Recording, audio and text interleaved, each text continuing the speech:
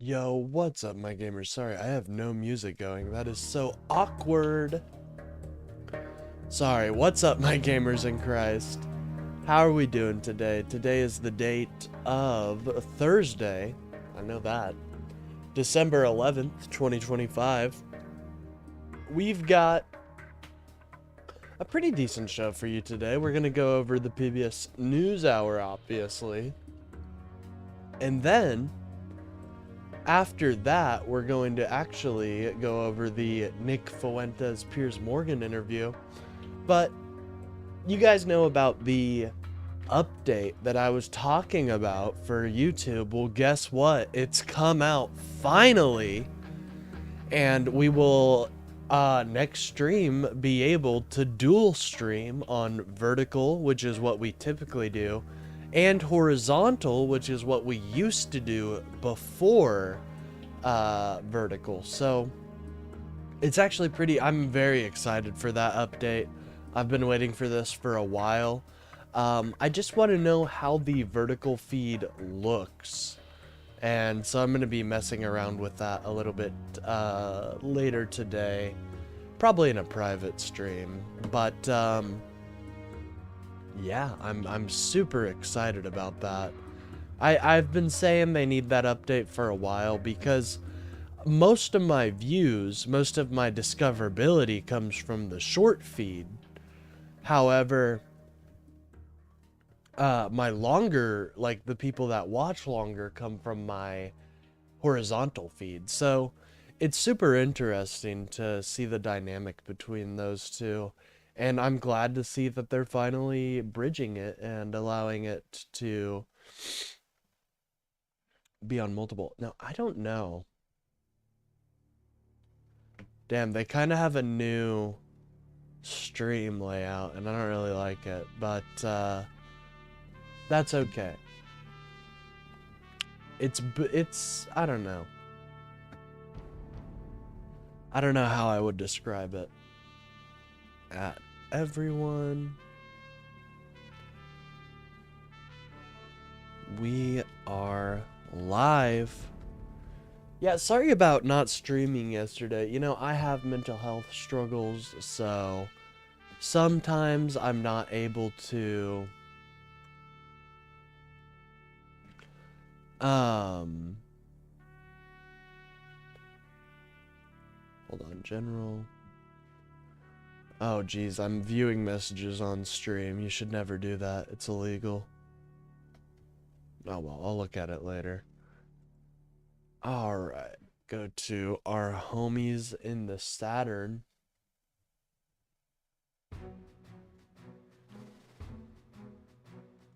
Go to Wick. Ooh, this is my favorite one. This is my favorite fucking beat.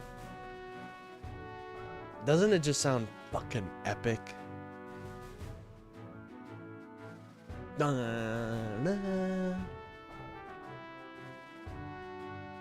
Listen to this shit. You could be hitting the whip and nay-nay with this shit, dude.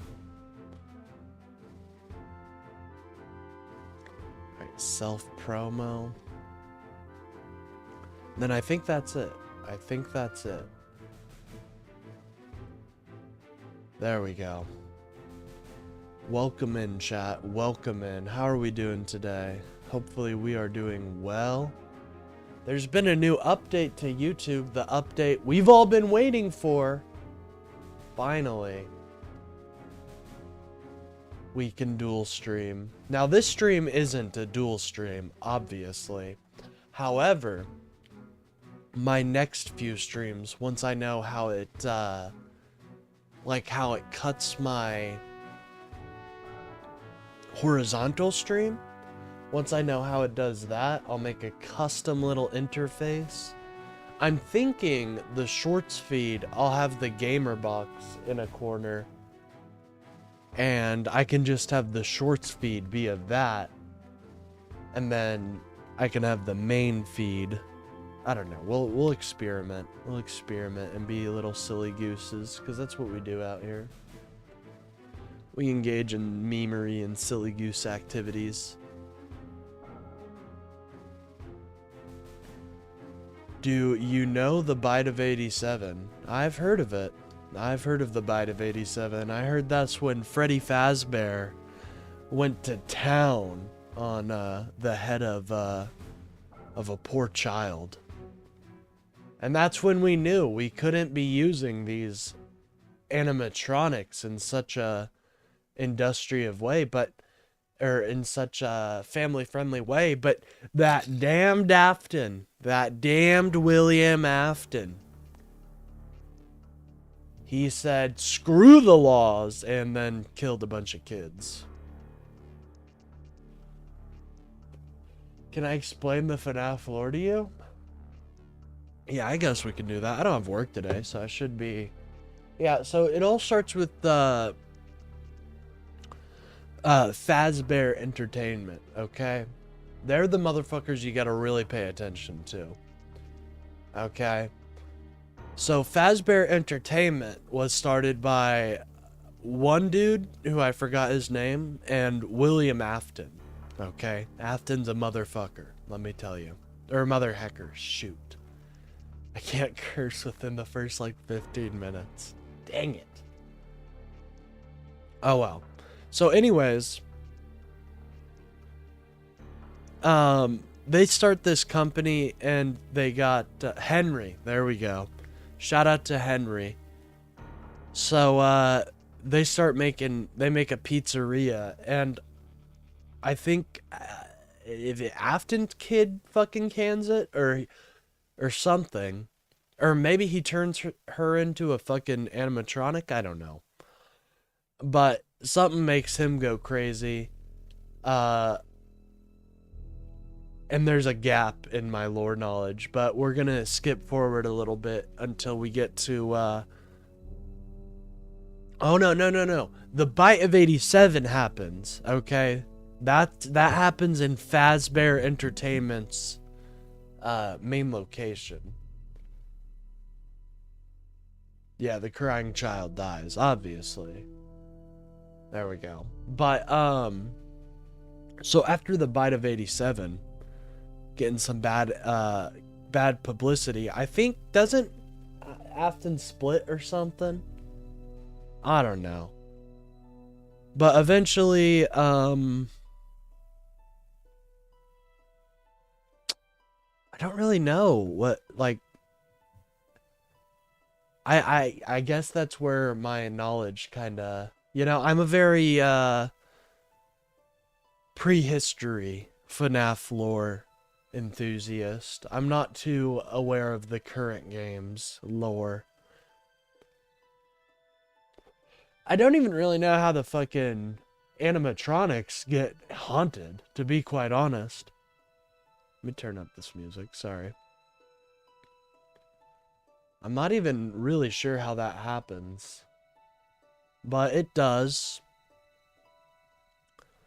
And then I think they all gang up on Afton. And then he gets spring trapped. I think that's something like... It's something along those lines. Comprehensive FNAF lore by That Guy Doesn't Exist. If you guys want to hear more FNAF lore,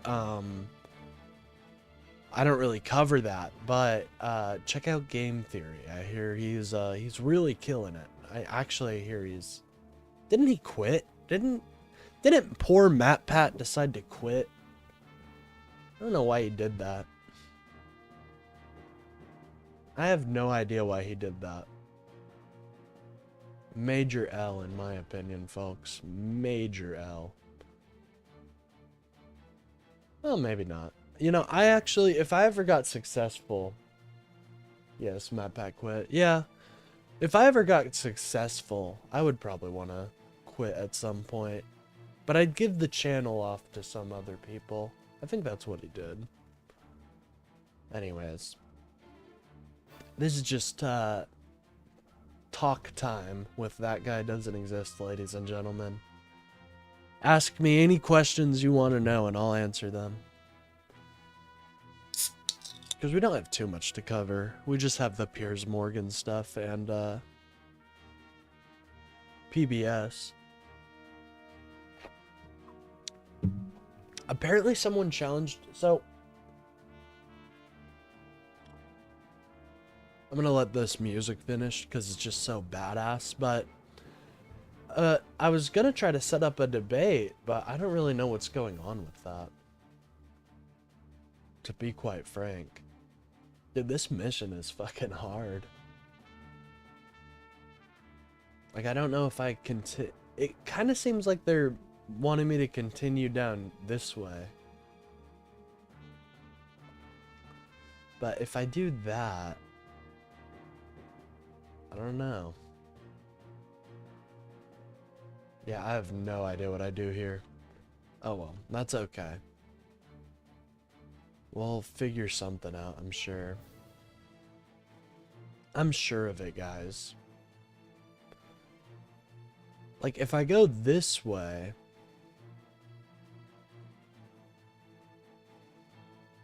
Yeah, I guess... It'll make them harder to get me, I guess. It's not really these dudes I'm afraid of, it's these motherfuckers in the back here.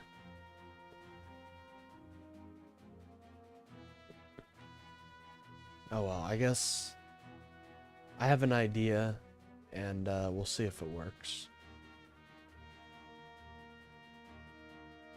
We'll see. It's the great thing about this game. You can try as many times as you want. You know, I saw an ad. Apparently there is a game studio trying to make a similar type game. I think that would be very interesting to see. Alright, badass music over.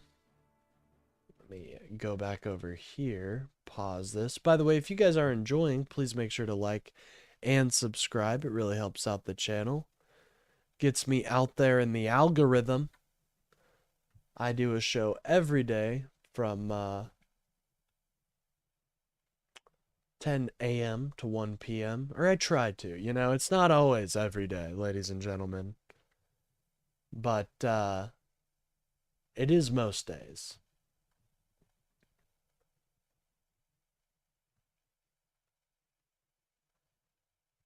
Yeah, I just don't know how we're supposed to deal with those motherfuckers right there. Oh well. Let us put on our amazing Nick Fritas. Or not Nick Fritas. We'll do PBS NewsHour first. I'll give you my general opinions on that. Jeff Bennett is away. On the NewsHour tonight, the U.S. seizes an oil tanker off the coast of Venezuela, escalating tensions with the Maduro regime. The Federal Reserve cuts interest rates again amid mixed economic data and more divisions within its own ranks. And one woman's journey to return home to Syria after the fall of the decades-long Assad dictatorship. The situation here is uncertain, but for the first time in so many years, I can stand in my country and see a future here.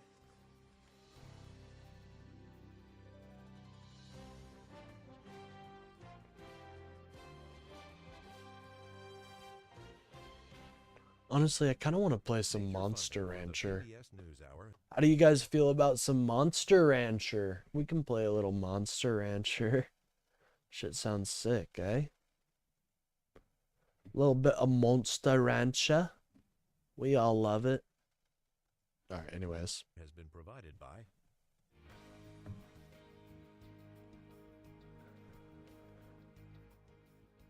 the Judy and Peter Bloom Kovler Foundation. Dude, shout out to Judy and Peter Bloom Kovler. I bet they have big hands. Visionaries on the front lines of social change worldwide.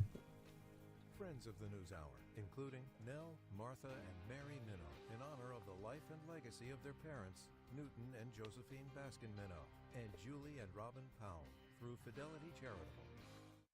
In 1995, two friends set out to make wireless coverage accessible to all. With no long-term contracts, nationwide coverage, and 100% US-based customer support. Consumer Cellular, Freedom calls. I absolutely love my job because I love the people I work with. Everyone is trying to connect on a personal level. Hold on, this beginning is kind of sick. We love to see our teammates thrive. You don't have to change how you walk. You don't have to change how you talk. We can bring our authentic selves to work and do our best stuff. That's joy.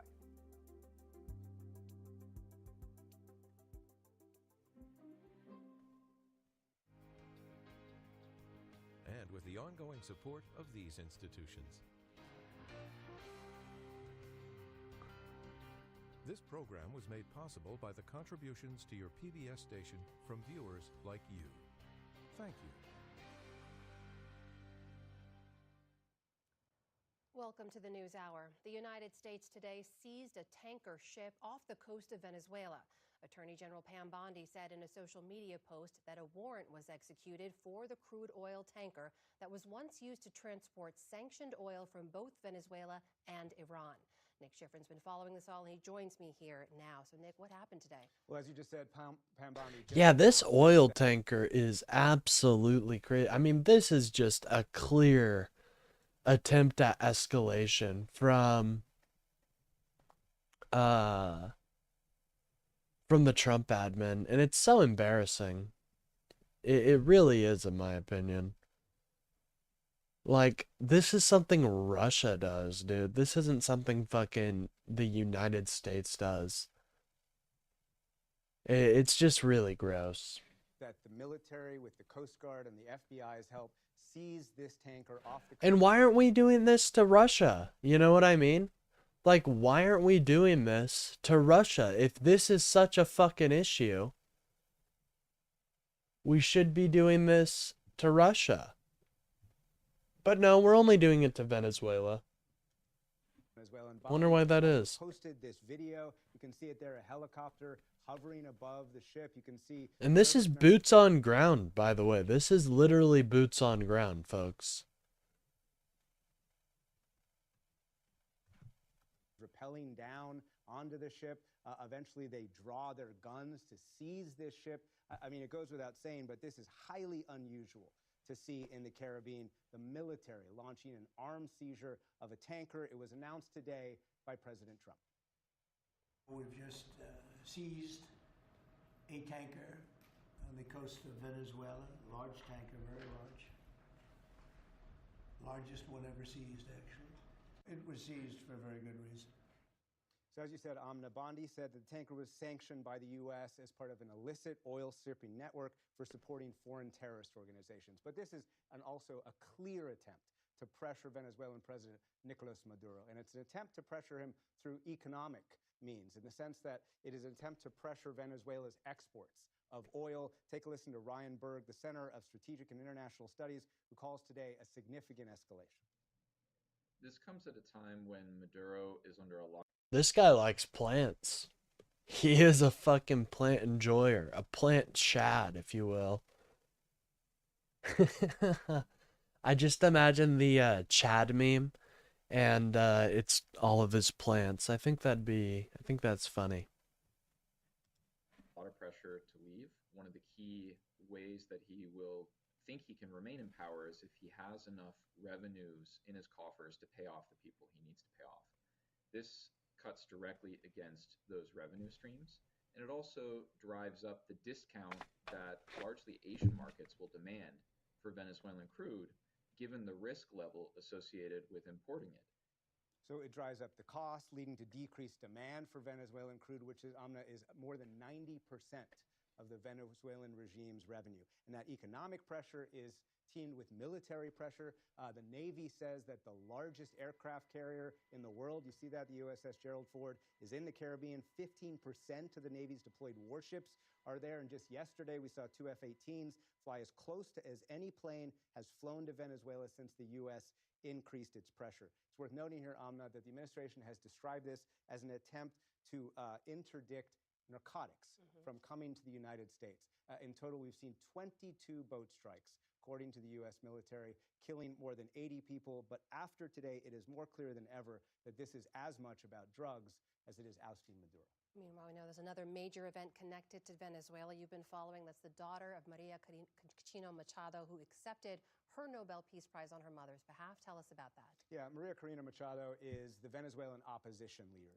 She was campaigning in the election last year until she was barred from running in that election. She won the Nobel Peace Prize for her effort to bring democracy in Venezuela. But she's also endorsed President Trump's pressure campaign against Maduro.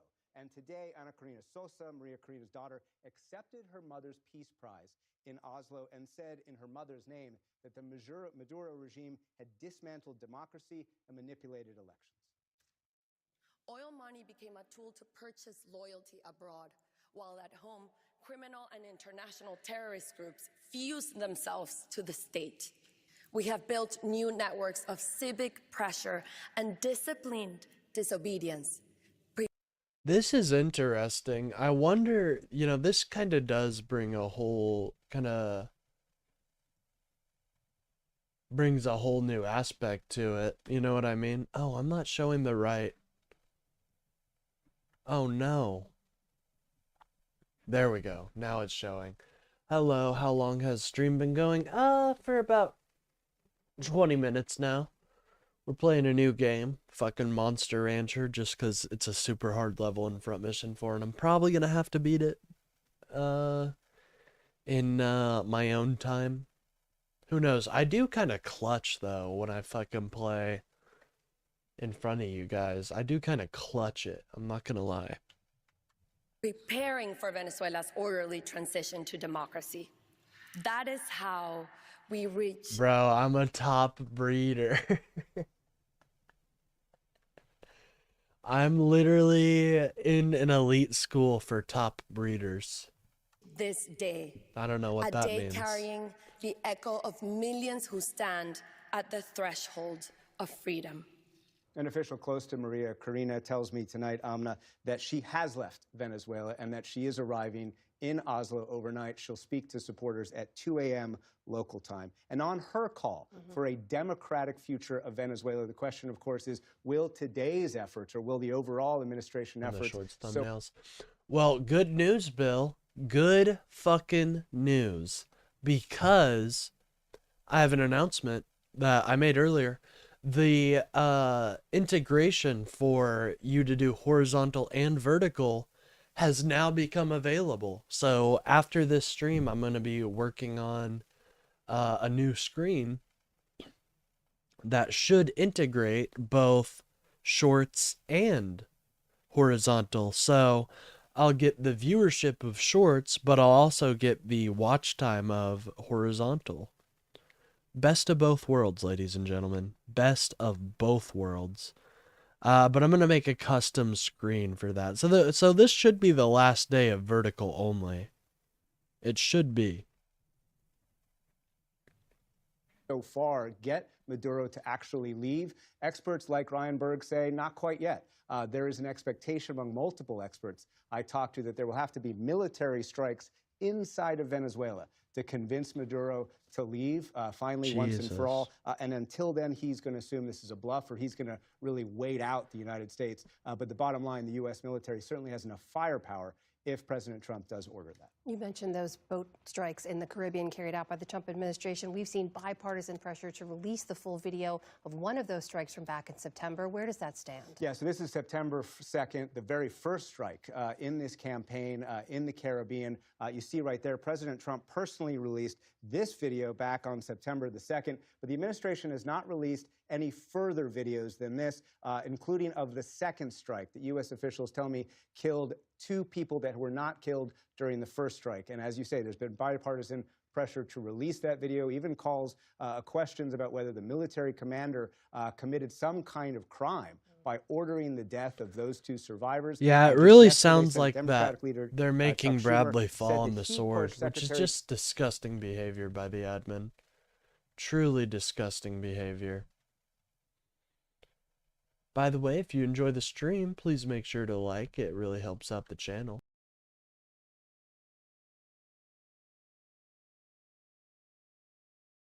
Pete Hegseth in a classified briefing yesterday to at least release that second video to all of Congress. So Congress can see Schumer quoted Hegseth saying they're still studying it, so no movement yet. All right, Nick Schifrin kicking us off tonight. Thank you. Thank you.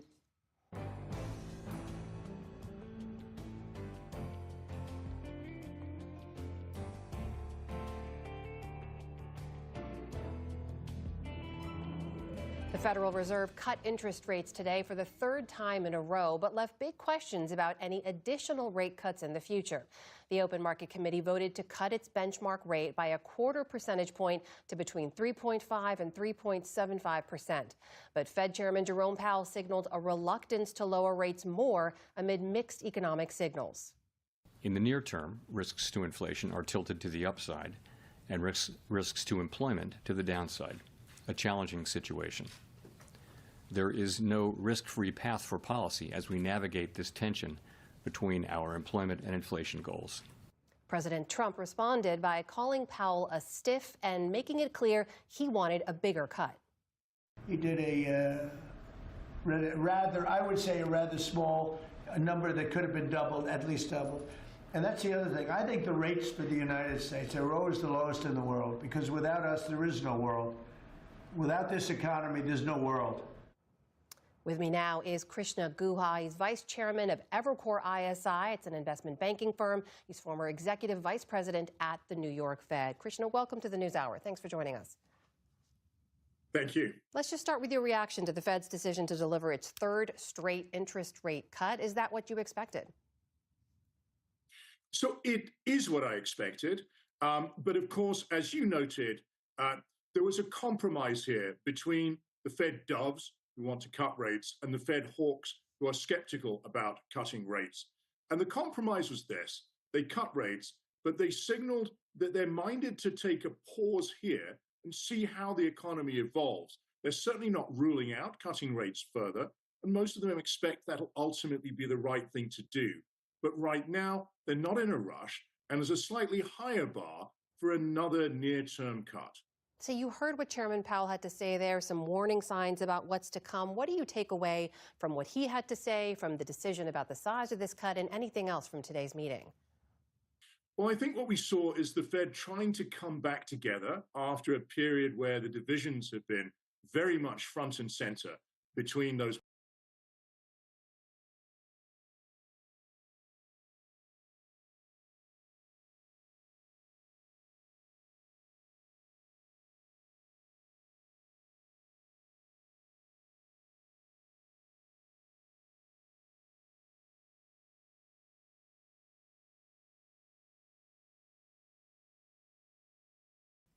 I fucking love when I forget to unmute my mic. I fucking love it, ladies and gentlemen.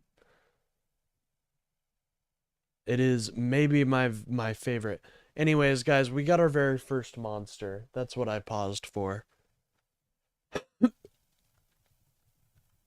More hawkish and more dovish members, and find a middle path. What do you want to name the monster, Bill? What's the monster's name? Bill, this is your monster. Unless you want a different monster. If you're not feeling this guy, which I wouldn't blame you. He is, you know, it's pretty basic. Linda? Yeah, I see that, actually. I see what I'm picking up what you're putting down. Alright, let's get the L. We'll name more monsters eventually, don't worry. Unfortunately, I'm playing this on an emulator. Or I'd be able to scan each disc that I have. And, I would be able to... By the way, did you see the later half of Loner's stream yesterday? I don't think so. Did I miss something?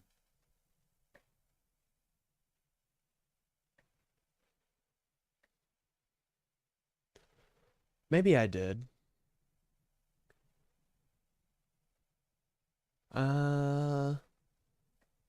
Let's see. I watched. I don't think I did actually. No. What did they talk about? We're here. Oh my God. Wow. It's so huge and so mysterious. This is just awesome. Oh, now we've got 2. Okay. She works at the item shop. So here's the thing. Monsters can fucking die in this. They can die of old age. What the fuck? That most of them could sign up to. The other thing that I think was interesting is the new economic projections that they deliver. They do this once a quarter at their meetings. They set out an economic outlook for next year and the years beyond.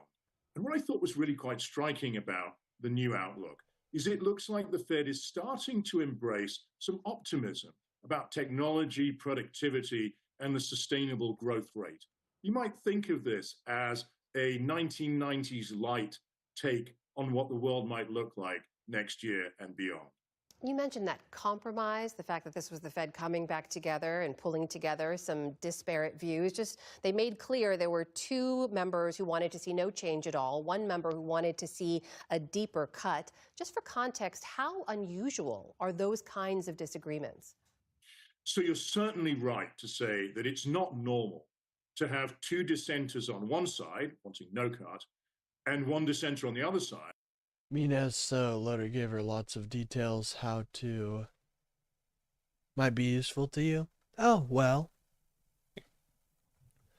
Potentially. I know my audio levels. The issue that I have with the audio levels is that for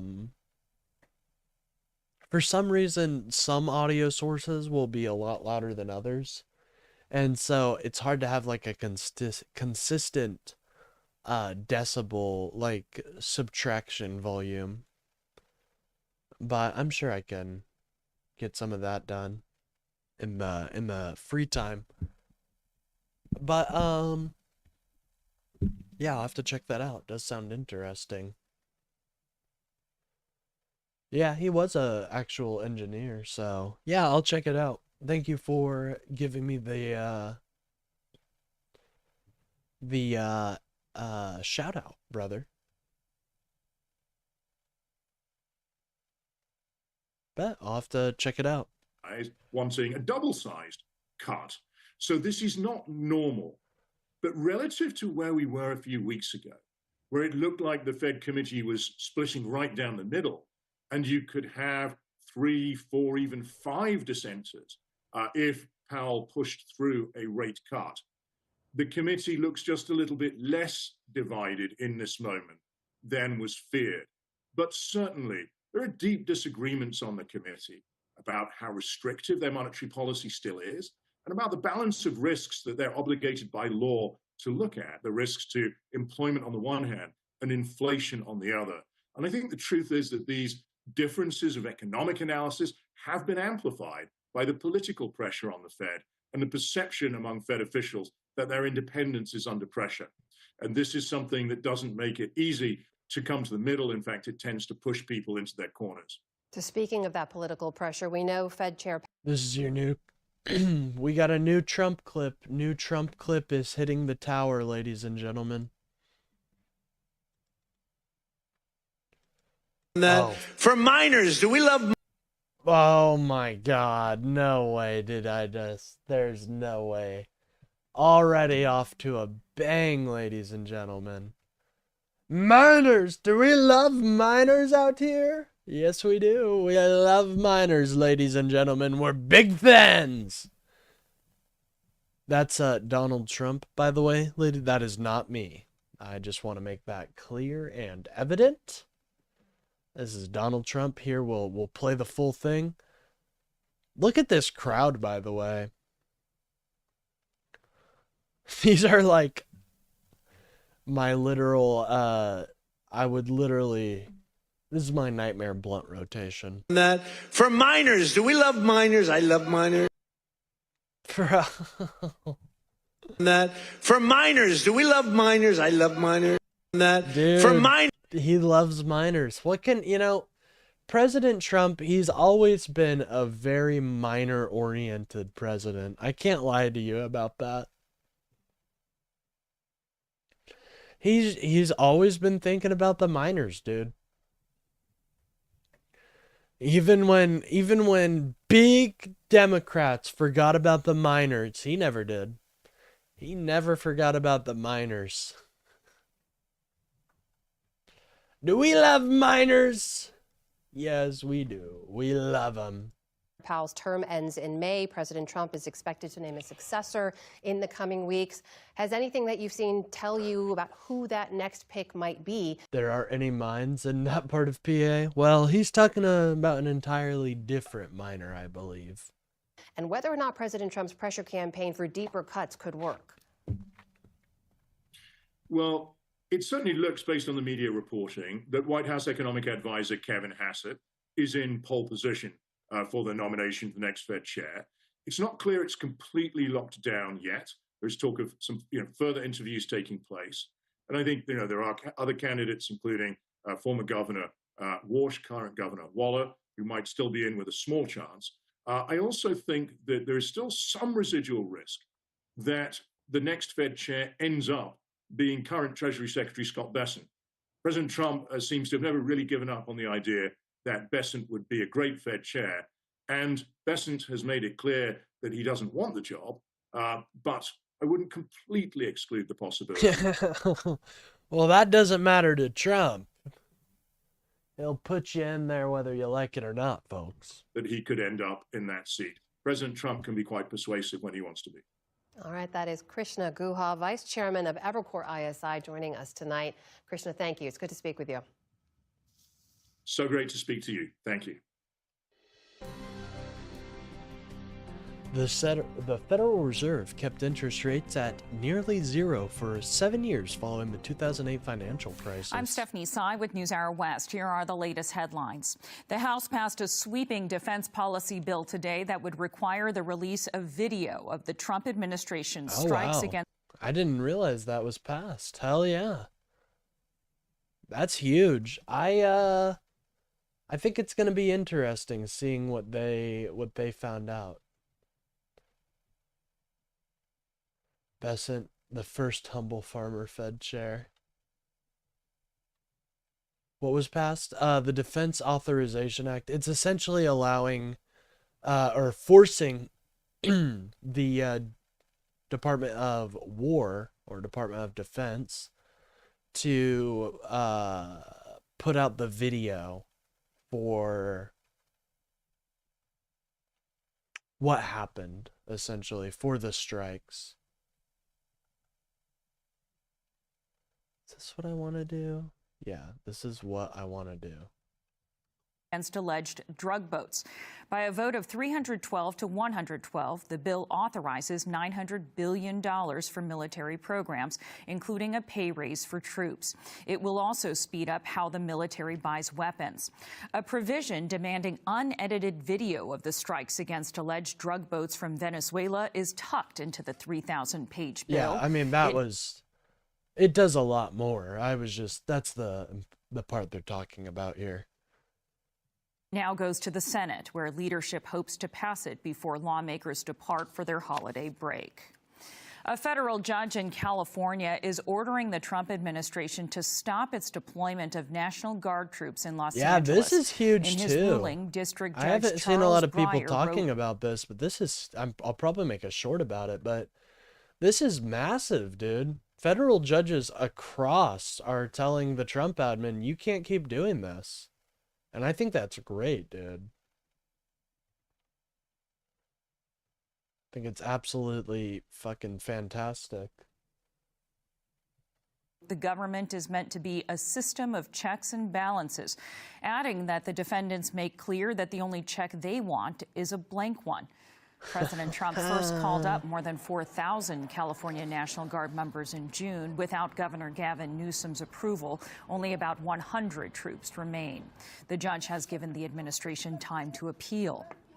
The Trump administration today announced plans to create a new militarized zone along almost all of California's border with Mexico. The interior. What? This is weird. I haven't heard about this. What the hell? Why are we doing that?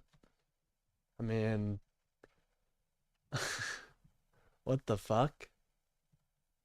Am I wrong? Like, why are we? I guess I hadn't heard about this. Interior Department will transfer jurisdiction of the land to the Navy, I'm sure that's what the allowing people troops to wanna detain do with those who their- enter the country illegally. their money. The department described the area as a high traffic zone for migrant crossings. The action sidesteps a law prohibiting the military from engaging in civilian law enforcement. Similar ones have been established in parts of New Mexico, Texas, and Arizona. A federal judge in New York today granted a Justice Department request to unseal grand jury transcripts from Jeffrey Epstein's 2019 sex trafficking case. Judge Richard Berman reversed his earlier decision to keep the material under wraps, citing a new law signed this by is big President news, Trump last folks. month that requires the release of files related I to made Epstein a short by about December this 19. just because this is huge. A Democrat will run the city of Miami for the first time in nearly 30 Yes, years ma'am. after Eileen Higgins won yesterday's mayoral runoff election. She's also the first woman to step into the role. The local race gained national attention as a key electoral test in an area that has increasingly shifted to the right.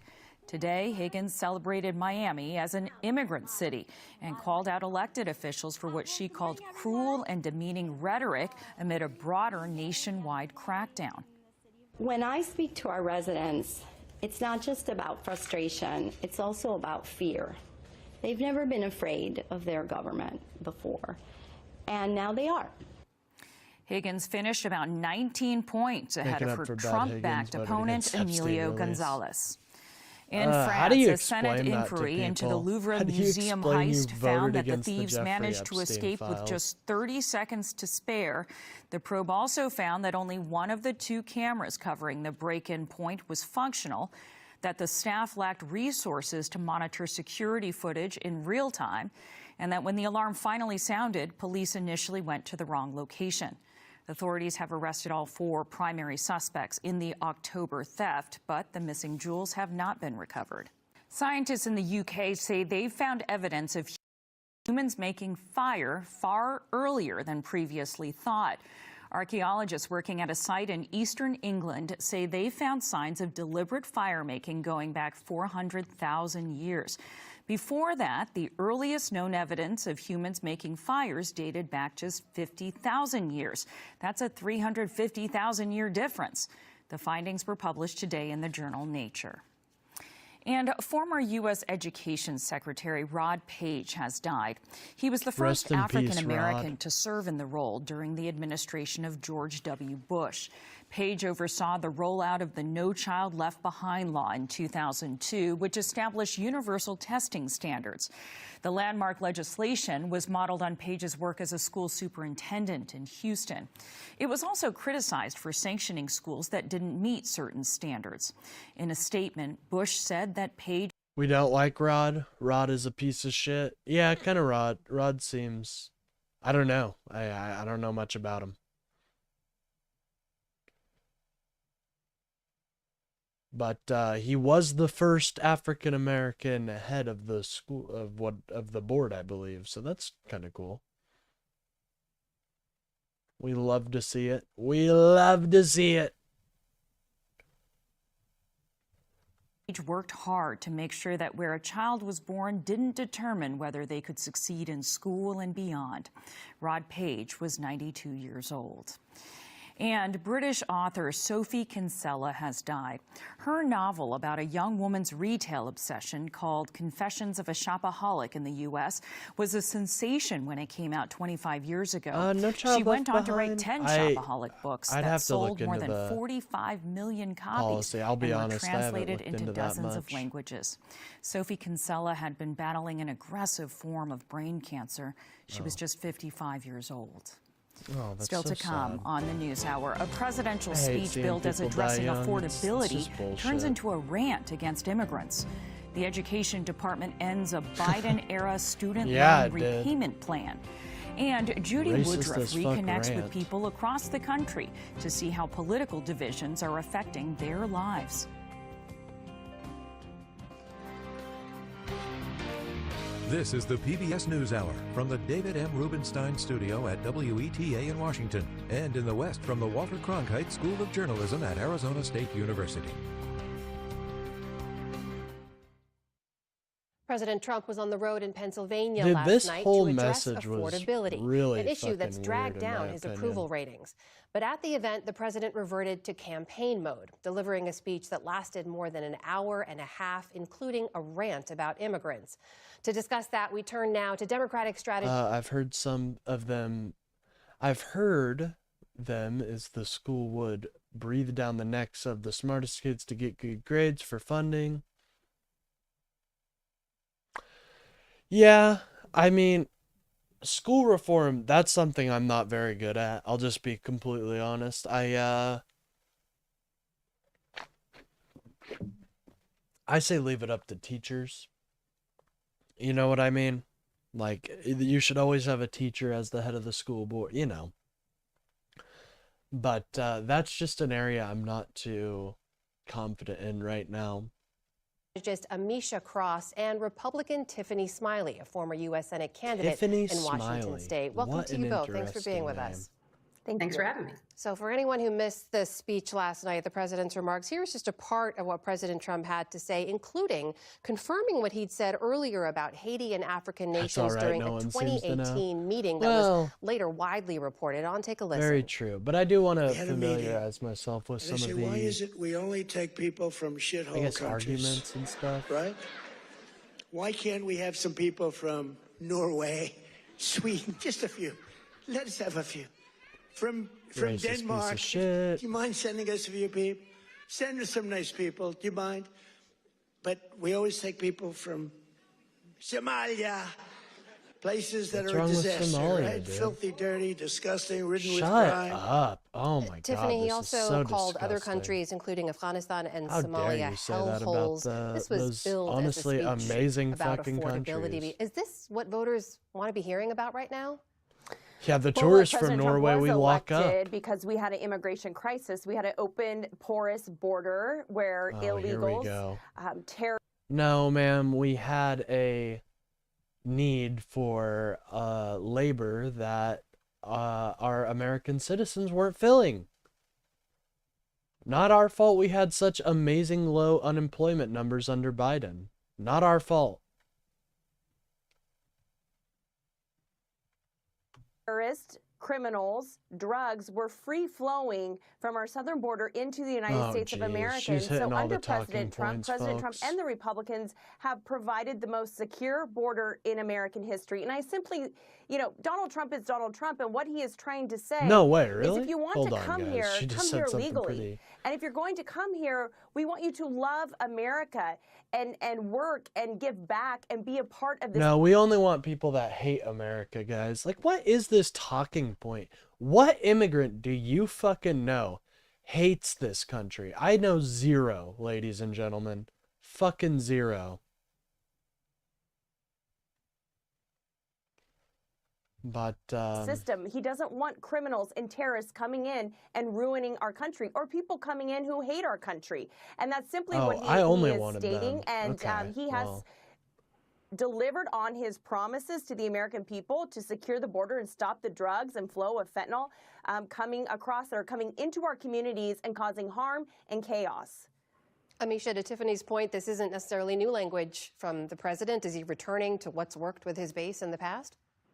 He's absolutely He's returning going to back what's to worked, being and Trump racist. leans on culture wars because he has nothing else. We know that the prices of everyday goods have gone up since he's been in office. We know that his tariff strategy has done nothing but tax the American people. We know that the Big Amen. Beautiful Bill Act is the largest wealth transfer that the United States has ever seen. People are having a hard time paying their rent. They can't afford housing. They can't afford to buy things at the grocery store. He's eliciting conversation Yeah, I that know a he lot of knows people who is are not struggling right adulterated. now. This is A racism lot of written large. people. When Trump calls places where black people live, countries outside the U.S. where black people live, where they're the predominant population, shithole countries, he knows what he's doing when he says Oh, that. yeah. He knows that it is a rallying cry for those who see America as a land of opportunity for whites only. This is a guy who has used the segregationist platform before, and he's a guy who continues to use it when asked to really speak to why his policies aren't working. People in red states, blue states, purple states, and every color in between have said that their affordability is their top line issue.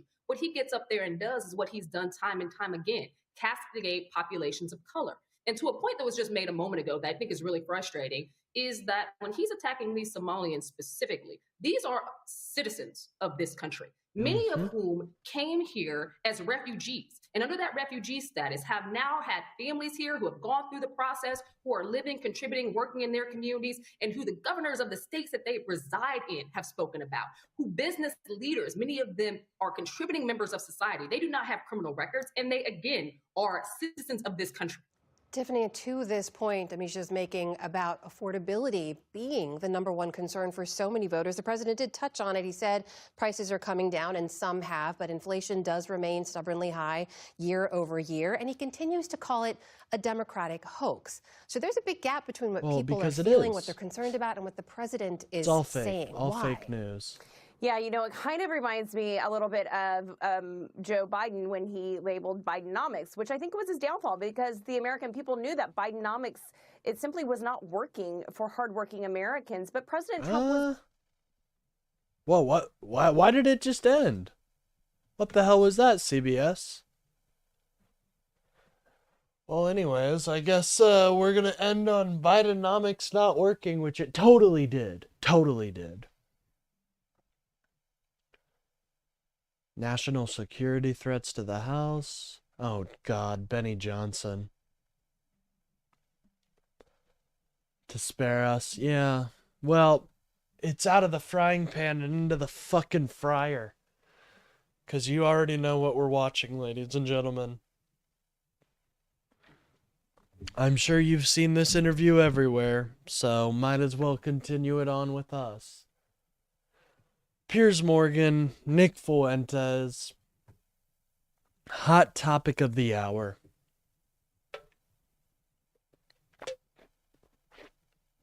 Oh, yes, sir. Old booger picker himself, Nick Fuentes.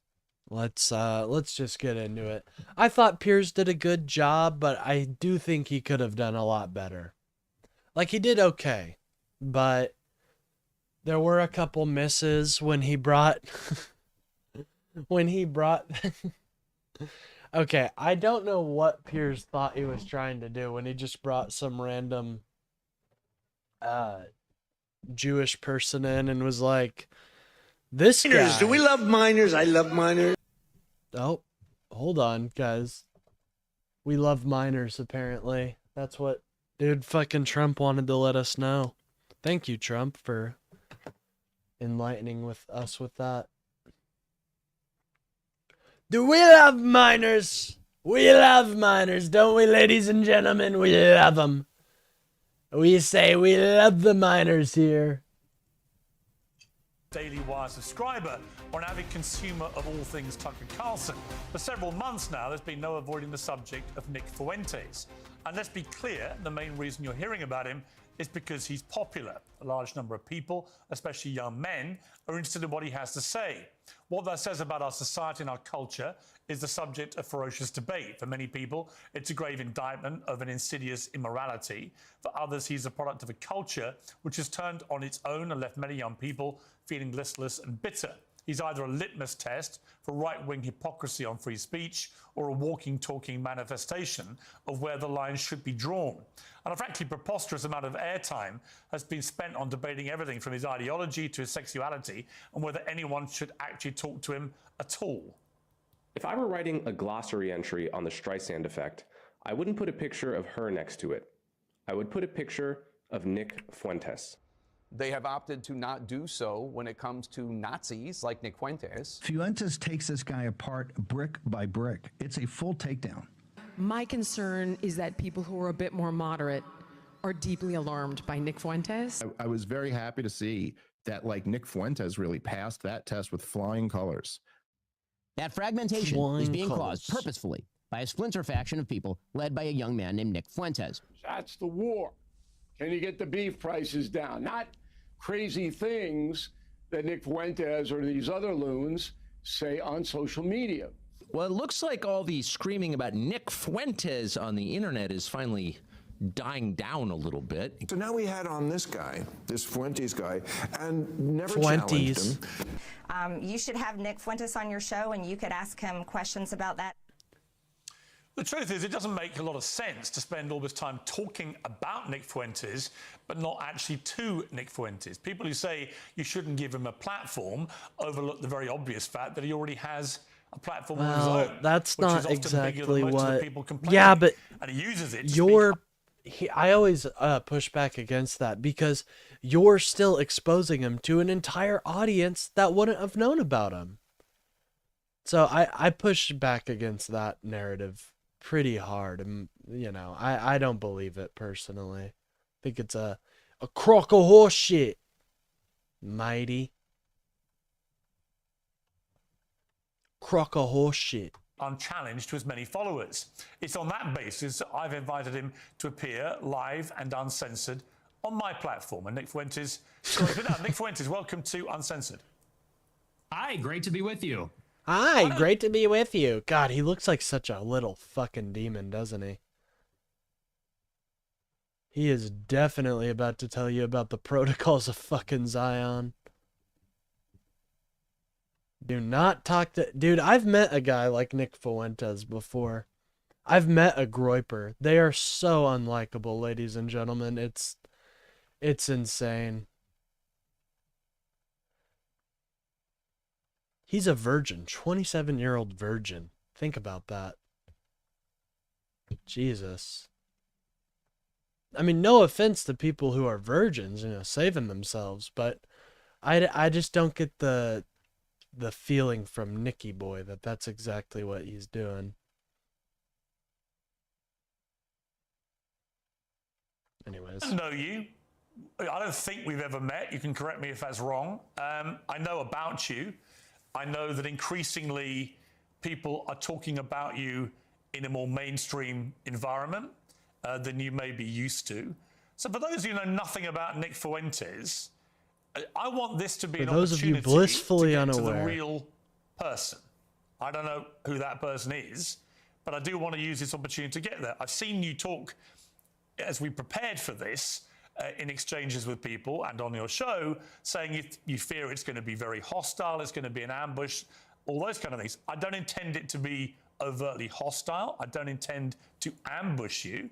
I intend it to be an examination of what you said on the record, an examination of what you believe or what you say you believe, and an examination of what your rising popularity says about the state of the conservative movement in America. Are they betraying you for doing a horizontal stream with with lower viewership? I don't know. I have noticed that the viewership today is very bad. I mean, that's all right. I don't mind too much, but that is something I'm noticing, that the viewership today isn't the best. It's all right though. We're not completely driven by viewership, so I don't mind too much. But So those are it my is kind of goals weird, isn't from it? this I was interview. doing What are your pretty goals? good Why are you there doing for a it? while, and now it's I thought it'd be interesting. Reverting. And, you've talked a lot about me on your show over the years, and this is the first time you actually extended the invitation. I think it might be the second, actually. I think we talked about doing it during A24 a few years ago, but you've talked a lot about me with the panel, and now you've extended the invitation to talk to me. And I think it'd be interesting for me to maybe clarify some positions and maybe get to know you a little better as well. So I'm looking forward to it. There is a belief that you have two personas. There's one that you roll out now for podcasts and for shows like mine, where you come across as reasonable. And then there's your show on Rumble, where you often come across as having, a very unreasonable view on things. This is what Coleman Hughes said about you. Nick Fuentes knows exactly what he's doing. He is consciously playing this double game as part of a long-term strategy to become popular enough to take the reins of power, at which point he plans to pivot towards the extreme and unpopular policies that he advocates daily on Rumble. So first of all, what is your response to that? Well, first of all, I would say that Coleman Hughes is a propagandist. He works for the Free Press, which is run by Barry Weiss. So I think that's... Oh my God, he's right off the bat with it. Right off the bat with it. Free Press is just bought out by CBS for $150 million by Larry Ellison or his son David Ellison. He's bought out, ladies and gentlemen. A particular point of view. We can't pretend like that's coming from a vacuum or from some fixed position. That's coming from a propaganda outlet that's in favor of Israel. That's first. Oh my But second, God, in I would favor of say Israel. He is right about the two personas. And I think that everybody understands this on some level. On my show, I make jokes and I use rhetoric and I'm hyperbolic because for a long time I had an audience that was small on these like dissident platforms. I was on D Live for many years. A lot of people don't even know what that is. He's And picking so I his had a nose small and eating following, and we his had sort of boogers. like an in-group sense of Maybe humor. restart stream. and It's all memes right. and things I like don't that. mind too And much. you talk about it one way on a freewheeling live stream when I'm It's by totally myself and I'm okay. ranting and we make I'm jokes okay with and not we play devil's resetting the advocate. We stream play with for different now. positions. But then when you sit down in an interview like this one and people ask me a good faith question, what do you actually believe? Well, then I clarify and I say, well, here I'm not joking. Here I'm not being hyperbolic. I'm not being rhetorical. I'll tell you precisely what I believe. As far as this idea that I'm going to get power and then turn into Hitler, that just sounds totally insane to me. I'll be honest. It just sounds Of course insane. it does. Do you have aspirations for political This is power? exactly what H guy would say, though, Not right? really. I Exactly think that what if he I would wanted say. to run for office, I wouldn't say a lot of the things that I say. I don't know that a lot of people would vote for me. I tend to offend everybody, even a lot of people I'm that an like me. offensive guy. So no, I'm a truth teller. I like to tell the truth. I'm a I like to truth do my teller. live stream. Who is Nick I always Fuentes? love Tell that me about shit. your upbringing. I know you grew up in the suburbs of Chicago. Tell me about your early years. Or early how? Bro, like are my you childhood fucking or for Your real? childhood, yeah. How the fuck Well, does he I dodge grew all up in the that suburbs shit? of Chicago in LaGrange Park, as you say. My parents are ethnics. My father's half Mexican, half Irish. My mother's Italian. And they both came from a pretty rough upbringing themselves. They both were raised by single mothers, not because of divorce, but because both of their fathers had died. They endured a lot of dysfunction. And I think that's one of the reasons they came together and they related to each other and they wanted to create a normal upbringing for their children. They wanted to have a normal family life. And so they moved out to LaGrange Park away from the city. And they raised me and my sister and really put us first. I think that's a big reason why I tend to have a lot of these family values or Christian values. My mother quit her job and stayed at home to raise us. And so I have a very close relationship with my parents, with my sister. We're a very tight family. And we grew up in a pretty idyllic town. And maybe we can sort of get into a conversation about politics from this. I loved my upbringing. My mom stayed at home. My dad was working. We're in a mostly white suburb in Chicago. Everybody was maybe half Catholic, half Protestant. It was a baseball town. I played baseball for many years. In Chicago, we love our hot dogs. We have our baseball parade and get a hot dog. And so I love where I came from. I love the city. It's a working class city. I love the people here. They're very good, humble, down to earth, decent people. And I guess I had my political, not to jump ahead, but this is a big part of where my political awakening came from. I sort of left this bubble, if you could call it that.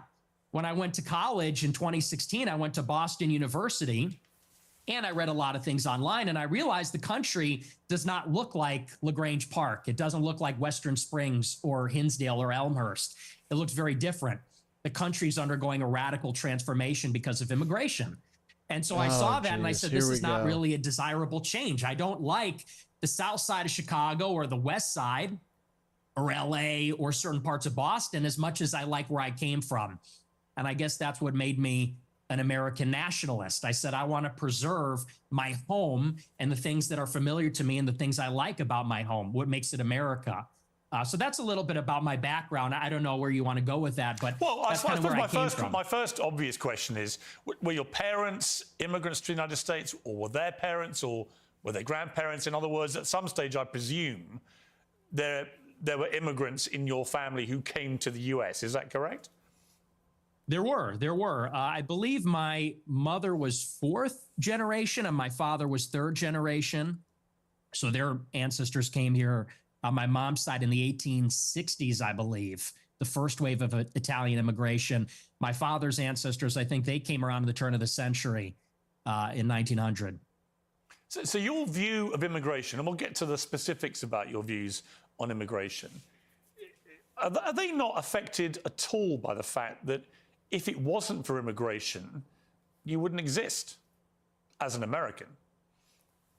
Well, I would certainly exist, but I think Bottom Nick should still say Crybaby Cam. We can do that. All right, bet we can do that. I mean, this may be the I don't know. I think we'll be able to integrate. I don't know. We'll have to see.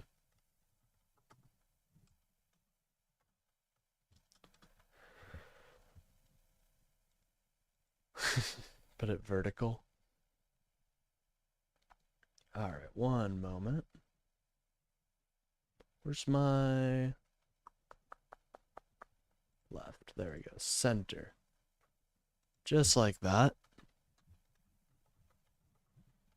Look at that, ladies and gentlemen. Beautiful.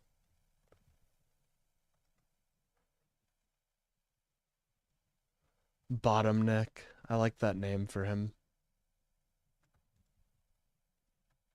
Bottom Nick. He is definitely, like you said, maybe not as an American. Certainly that's influenced in some measure. But I think that the kind of immigration that we had for a long time in the country, it's different than the immigration that we have now. And let's just say for openers, it's different immigrants. They're coming from a different place with a different culture, a different religion. It's not the same as it was. So first, you have a qualitative difference. My ancestors, for the most part, I have 3 European grandparents from Ireland and Italy, 1 from Mexico. They came from Europe. They came from a society where there's a common ancestry, there's a common religion, common civilization. The people that have come in since 65, since Hart-Celler, they're coming from China, India, the Northern Triangle, Mexico, Venezuela. And so first, they're just different people. Secondly, it's a quantitative difference. There's way more, and it's an unceasing, always increasing wave. For the first 3 or 4 waves of immigration, you would have a major influx of immigrants and then it would stop. And then you'd have another wave and then it would stop. This one, it just keeps going up for 35 years. And it's too many. Geez, that's just so such bullshit. that's really where I would draw the distinction.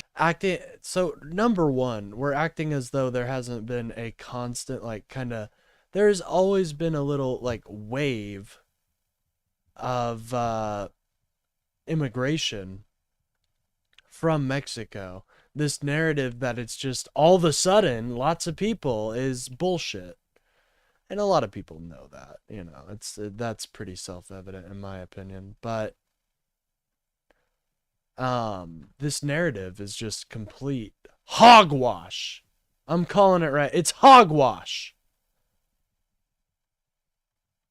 Between maybe where I originate from, I would even just simply call that immigration. What this is an invasion. It's a completely different policy. But you can't mentioned, even call it the same but thing. you mentioned Mexico in that list, and your father is half Mexican. So yeah, I mean, by your criteria, part of the invasion would include your father, presumably, and his immediate descendants who came from Mexico. Not really true, because when my father's ancestors came here, it was a small fraction of the total immigrants that came from Mexico. I don't believe that we should have 0 immigrants forever, or even 0 immigrants from non-white countries. But you have to draw the distinction. My father's father, he was here in the 40s and 50s. It was his parents, or I believe either his parents or grandparents, that came here even earlier. Up until 1965, 90% of the immigrants were coming from Europe. I have no problem with that. If we have 10% of them, of course you don't. I have no problem with a bunch of them coming from Europe, Mexico, or Latin America. Only maybe 10%, that's reasonable, by the way. but that's not what it is now. Now you've got 10 million illegals in 4 years under Joe Biden. And you got millions more legal immigrants from China, India, Venezuela, El Salvador. And it's so many with no break for assimilation. And they're all from non-white countries. It's transforming what America is. And again, that's the distinction. That's what makes it unacceptable.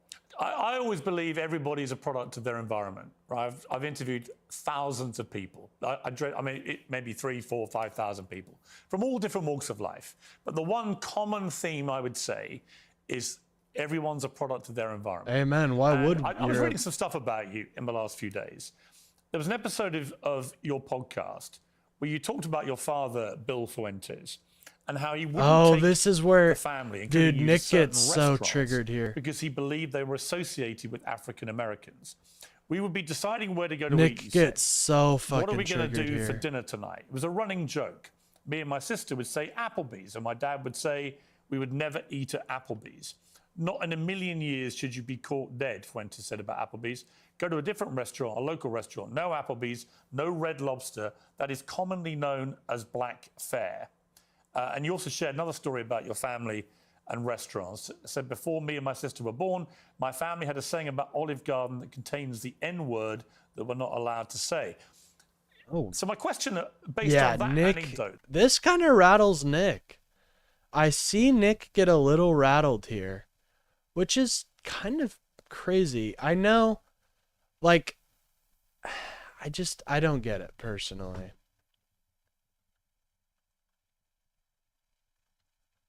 Because, anyways. That you say on your own podcast is, do you think you grew up in a racist environment, that your father was inherently racist, and that thought process moved to you?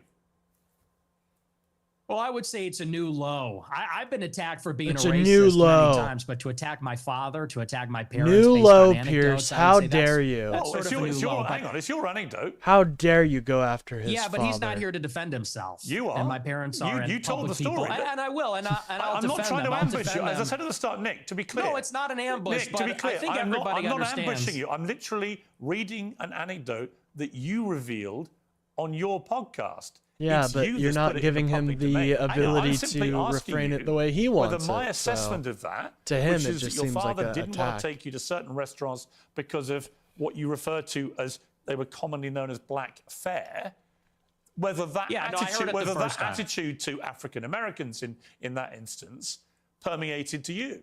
It's a reasonable question. Yeah, no, like I said, I think everybody knows what that is, but I'll address it. I'll Oh engage my with it, and God. I'll defend my father. Look from the at charge him. of He gets racism. triggered. Sure.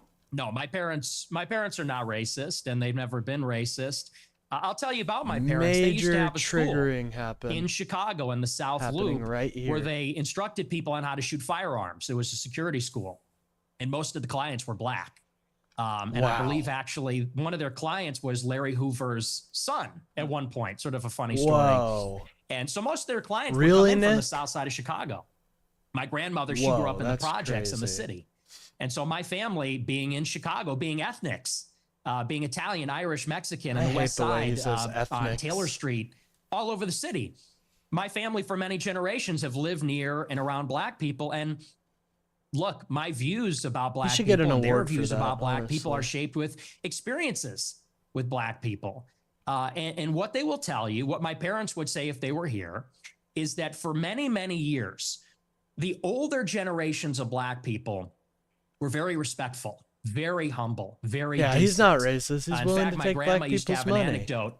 She grew up in a lot of dysfunction. Her mother was mentally ill, and they would be having dinner in the projects, and there'd be so much chaos and dysfunction and disagreement and fighting. And she would look across the way out the window at a black family in the other apartment, and they'd be holding hands around the table saying grace. And this is Wow. sort of the culture that used to prevail. But now what you have in the city is that there's no accountability for the black people. And now Chicago has become a complete dump because these teenagers go out and they take over the city. They call them teen takeovers. takeovers, ladies and gentlemen. Dude, that's fake, right? There's no fucking way they call them teen takeovers, bro. What are you talking about? They call them, they call them teen takeovers. Oh no, I think Latonia may be dead here. No. That's okay. I think we can still go on without Latonia. We should be able to. Hopefully. That's the euphemism for it. They're teenagers, but they all come from the same neighborhood. They drive up there and they mug people and attack people and they destroy cars and destroy shops. We had the Festival of Lights a couple of weeks ago. It's supposed to be a family event. And they light up the trees and they, you know, there's a big parade. I was in the parade one year and you had a bunch of black people there shooting each other. 7 people shot, a 14-year-old killed in the Magnificent Mile. And I know there's a lot of black people that feel the same way about this. They say, we've lost control of the city and we're looking for accountability. We have a lot of black people that are always outraged about racism, outraged about attitudes from white people, but they're never ashamed of some of these behaviors, never ashamed of some of the things that go on. And that's why I think there's a lot of negative attitudes these days. And so, you know, again, I think those attitudes, you say I'm a product of my environment. I am. And so are my parents and my grandparents. Unlike you, because you're not even American, in Chicago, we have to live in a big, diverse city where there's a lot of different kinds of people. Yeah, he kind of. I live in a big, diverse city. Yeah, he literally lives in London. It's one of the biggest and most diverse cities in the world. Literally. But it's not the same. It's not the same. What an amazing diversity. The only difference is we don't have the gun violence because we don't have guns. That's a whole different story. I don't want to get into that with you. I have got into that before in America. You got a knife problem. You got sword problems. We have problems you with Aladdin. We have problems with violent crime. I make no pretense of it. So the idea that somehow I'm cosseted in London because I'm not in Chicago. I didn't say that. Well, you kind of implied it, but I guess my point about the environment, I'm not saying you are a product of your environment. I'm saying most people are in some capacity. Mm. When I read that anecdote, which just to remind you, it's not something I have put out there. You told this story, right? And you said that you said this. We're looping. You said this already. No, but you haven't really directly, I think, responded to it, which is whether your father would not take you to certain restaurant chains because he associated them with black Americans. Is that true? No, well... See, if you're in America, you would say that Olive Garden is not real Italian food. Applebee's, TGI Fridays, and stuff is a load of crap. My dad was just a food snob, but no, it's got nothing to do with that. Okay. My best friend in first grade was a black guy. We're not a racist family. So okay. So when you told the story, I'm just curious. I have friends that are that black. Anecdote, which clearly, on the face of it, is racist. Right? You're basically saying your father made racist decisions about where you would go as a family to eat. Are you saying, well, I'm just going to ask you a question. Are you saying that when you told that story, you didn't mean to infer that he was racist? And do you understand why when somebody like me reads that anecdote for the first time, as I did this week, I reach a different conclusion? Well, I understand what you're doing, which is a sort of making of a murderer. How did he become racist? Well, his father didn't eat an Olive Garden because he said that's not real Italian food. Hang on, can I? What's with the interruptions? Can I explain? I'm literally reminding you of something you said on your show, which led me to conclude a certain thing. If I'm wrong, tell me. Yeah, it was said in jest as a humorous anecdote, and now you're trying to spin it into a narrative, which is his parents are racist. He comes from a long line of racists. And I think everybody knows. Well, I mean, you said it, Nick. You did say it. Like, this is something, like, they're never able to take accountability for their actions. Right-wingers are never able to do that.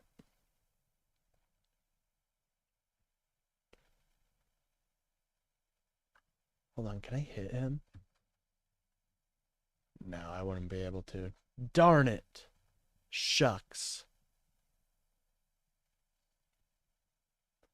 At least I got the my parents are boomers. Mm-hmm. And these people come, well, you're a boomer, I guess, too, in a way, 60. right? You were born in what, 19? Yeah, so you're a boomer also. Or maybe you're a Gen Xer. I suppose it's sort of on the cusp.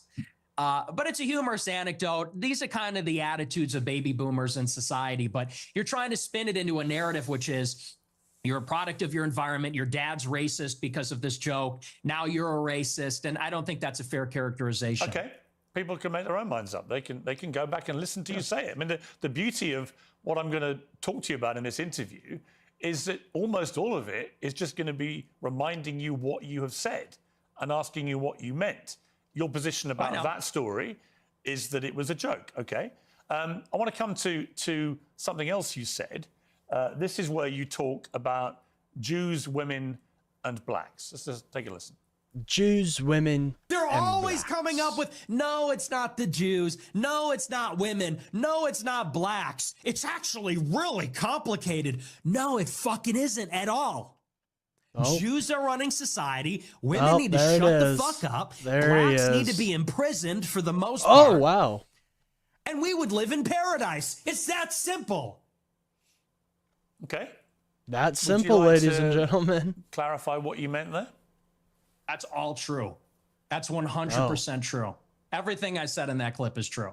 Including that blacks need to be imprisoned for the most part. Yeah. Yes. But all of them? No, for the most part. What does the most part mean? What percentage of American blacks would you like Can't to see believe he hit in that. prison? That's bullshit. Whatever the percentages of the murderers. I think it's 1 in 20 black men will commit a murder in their lifetime. So maybe let's say that, 5%. Oh, so you're talking about black people who murder people? Yeah. Oh, absolutely. Yeah. But you didn't say that. That's You the just crime said problem. blacks need to be imprisoned for the most part. You didn't clarify that you were talking about black murderers. Right. No, you're right. That's a good addition to that. That's a great It point. is. Do you think it's fucking funny? loser. Or- I do. I think it's hilarious. I think it's totally true. Is- like, I see some people laugh. I don't find him funny, blacks should be personally. I imprisoned think he's for the most just a part? fucking twerp. Blacks to are my be biggest honest. fans. I get high fives all the time. They say, Nick Fuentes, I love your show. They agree with me. And you want to know why? Here's the difference. Black people are the most victimized by other black people. You think black people want to live in the hood and the ghetto and get shot all the time? That's what happens in the south side of Chicago. It's the meme. It's the Twitter meme, folks. It really is. It's the, 90% of black people commit, 100%, it's that fucking meme. You come here, I'll take you there. We could go to Garfield Park. My son we could went go to Chicago Inglewood. University for a year, actually, several years ago. Yeah, that's a bubble. That's a bubble. You think you're in Oh. Chicago and Hyde Park? You don't know Chicago. how he Go a little shifts. bit west. See how what he it's like over shifts, there. folks. And I'll tell you, black people agree with me because they're tired of it too. And maybe not most of them, but a lot of them agree with what I say about that because they know how it is. That's why the first thing they do when they make a little bit of money is they go and leave to another neighborhood. Okay, so what was They don't stick just remind around. me again, the percentage of black men who commit murder in America. What was the percentage you gave me? It's 1 in 20. 1 in 20. It's 1 in 100. No, it's 1 in 20. No. Less than 1. It's 1 in 100, Nick. Come on. How do you fuck that one up, buddy? 1 in 100 black US men commit murder. That's the most up-to-date crime statistics in America. That's not true. I've seen other statistics. They I say love when 1 I in can 20 just be will like, that's eventually not commit a true. murder. It's I not. know. Your rate means that you're saying that 5 times as many black men commit murder as the official crime statistics say. Yeah, there's a report, I believe, on X by Data Hazard. I'll have to go and double check that for you. But yes, Some there's random pretty shocking- motherfucker on X. Look at what he said. Look at what this random motherfucker on X said, guys. evidence that says that it's far more alarming than you would think. Okay, but you would accept that the official crime statistics are 1 in 100, or you wouldn't accept that statistic? I don't know. I don't have it in front of me, but I've seen other evidence. Like I said, Data Hazard on X, I believe, produced a report about a year ago. It said Such 1 a in 20. coward, dude. But, I mean, He's whether such it's 1 in a 20 or 1 in fucking 100, coward. that's a lot of people, Piers. I mean, Sure, this is a lot of white problem. people commit murder too. Well, they do, don't they? Okay, but it's about proportionality. I mean, white people are 65% of the population. Blacks are 13%. And I think anybody would tell you that more black people proportionally commit violent crime than white people, and people vote with their feet. People Anybody are would much tell higher you that, property guys. tax. Most mass Whoa, what's with the shootings- interruptions? Hey, I love that 70% of cringe is produced by people like Nick Fuentes. Honestly, we need to start, guys, and I do kind of want to go on a spiel about this here in a moment, but the only way, if, everybody wonders, how do we deal with people like Nick? The only way is to meme on them. You have to be funnier than them. And I truly do believe that. You have to be funnier than Nick if you want to beat him. It's as simple as memeing on them. Because the moment you start taking their position seriously, that gives them credence. That gives them a leg up, if you will. You just have to meme on them, ladies and gentlemen. I don't find the question that difficult. All you have to do is just make fun of them, because they truly are just sad, embarrassing people that, you know, have never been with a girl in their life. So just make fun of them. It doesn't have to be this nuanced, complex conversation. Just make fun of them. That's all you got to do. Sorry. Thank you. I appreciate that. You know, you look at in Chicago, in New York, these neighborhoods are so stratified. People would rather pay a high tax rate. They'd rather pay a much higher property value to live in a less diverse, Like, less dude, black. you could literally, you know what would be so disastrous to him? It's not this debate. It's not this interview. It's a meme of Nick being a soying out, and Piers Morgan standing there like a Chad. You may think that's not anything. No, dude, that's everything to these fucking losers. I promise you. That meme will do 1,000 times more than whatever, debate or interview you have them in. Because you can't take these people seriously. If you take them seriously, they're winning.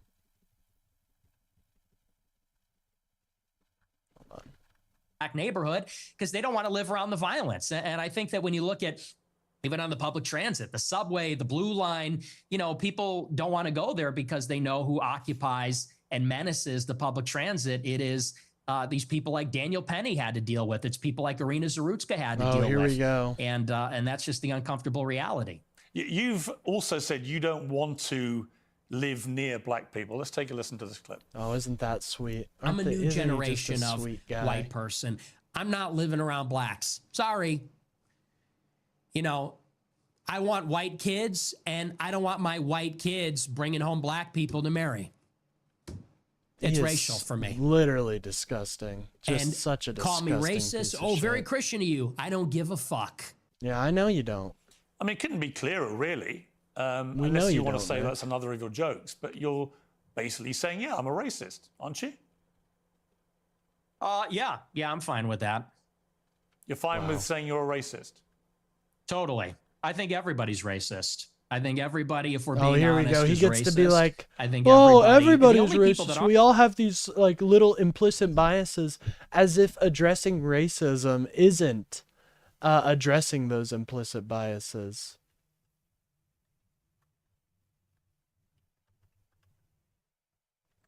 Oh, geez. For some reason, okay. aren't racist or pretend not to be our white people to their detriment.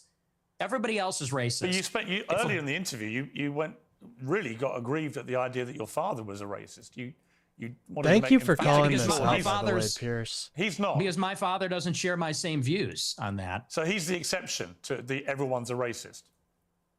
Well, everybody's a little bit racist. You're right. Oh, so maybe everybody, okay, now the it's difference is you're everybody's attacking a my little bit father, You know, he I'm could not get attacking fired your from his father. job. I'm not attacking your father. You are. I don't give two fucks. No, your father. I'm sorry, Nick, but when you're a racist, you bring your family down, dude. Like, yeah, people should know that this is the father of Nick Fuentes, the racist piece of shit. I'm sorry. Yes. You know? When you're doing this type of stuff, people should kind of know who raised you. You know what I mean? Am I wrong in that? Am I wrong in saying, like, if it's your fault you became a racist? I don't know. And especially with the my father wouldn't take me to Red Lobster stuff. I think that's a little racy too. It kind of sounds like your father was racist, Nick. Your father, and to be clear, I have no knowledge about him at all. Well, then let's leave him out of it. Well, Let's leave him out of it if you don't know him. Hang on, Nick. You put that story into the public domain on your show. I'm simply reminding you of what you told everybody, millions of people, about your father. If you now want to retract it, fine. If you want to say it was a joke, which is what your position was earlier, fine. But I'm allowed to put to you things you've said publicly. That's not unfair. That's not me targeting your father. You put that story about him out there. You know what you're doing. You know what you're doing. I'm asking you about a pretty shocking anecdote, which to me looked like you were saying your father made decisions about... Look at him. He looks so fucking evil. Nick is literally the embodiment of fucking evil, folks. By the way, if you're enjoying the stream, guys, please make sure to like and subscribe. It really helps out the channel. Gets us out there, ladies and gentlemen. Where you as a family would eat based on skin color of people who worked at these places. If you say, or use them, if you say that is not what you meant, that's fine. You can respond any way you like. But the idea I can't ask you about it without you saying I'm attacking your father is ridiculous. Well, you are, and you know what you're doing. And there's a political culture in America where if you have the wrong views, you get fired from your job. And my father... That is not a... I'm sorry. Am I tripping and saying that's not like... I don't know. And if you go on here and say you charge him with racism or something, and I'm put in a position where I don't look like I'm sticking to my guns if I don't say my father's a racist, you're putting him in jeopardy, and he's not here to defend himself or explain his views. And it's very low, and I think you know exactly what you're doing, and people can see what you're doing. I'll defend my views, and I think that, you know, so let's leave him out of it. Let's just not talk about my father, because my father isn't here. I'm here. Okay, well, then do you accept that you shouldn't talk? Okay, listen, that's fine. But then do you accept you shouldn't talk about your father on your show? And you shouldn't tell... Absolutely not. Absolutely not. So not. it's fine for you to put a story out there which would make most people who listened to that story or watched it at the time on your show conclude that he was racist. It's fine for you to do that. But if I then ask you about it, I'm the one who's being unfair and I've crossed a line. Is that what you're saying? Yes. Okay. Yes, you're being malicious. Okay, that's fine. That's fine. Listen, people are watching this live. They can draw their own conclusions about whether what I just did... And they will. Yeah, and I'm sure afterwards, by the way, you'll say, he ambushed me with your own... With your own words. Whoa. With your own words. That's a little presumptuous. I'm not going to say it's an ambush, but I think that's a low blow. And I think you know what you're doing, and that's fine. You're a tabloid journalist. I expected that. I don't think it's an ambush because I knew it would be like this. And people will see what you're doing, and I think they'll say it's low. But as far as you want to talk about racism, I do. Let's talk about racism. Let's leave my dad out of it. Look, you've admitted your... shit, ladies and gentlemen. All these idiots chatting seditious six, probably rolling with gasp. Believe Piers would bring his father up. Yeah, I know. That seditious six bullshit is such disgusting. I mean, I don't You're a even wanna racist. get started on that. Correct? It's such bullshit. Yes, 100%. Okay. Own it. Okay, that's fine. You're perfectly entitled in a free democratic society to stare down the barrel of his camera and tell me you're a racist. People. By the way, our characters from the dual story are finally starting to meet up. By the way, People can judge you accordingly. Many people who have assumed that you're racist will now have heard it from your own lips. That's fine. There you go. That's the point. The point of this interview is to go over the things you've said, which have led people to reach conclusions about you, and to ascertain whether those conclusions are fair and reasonable or not. That's it. So I want to play you another clip. This is what you talk about why white people are justified in being racist. Let's take a listen to this. First, white people are every single bit justified in being racist. Every single bit justified, to the extent that that means going out of your way to avoid black people when you see them. You stand by that? Absolutely.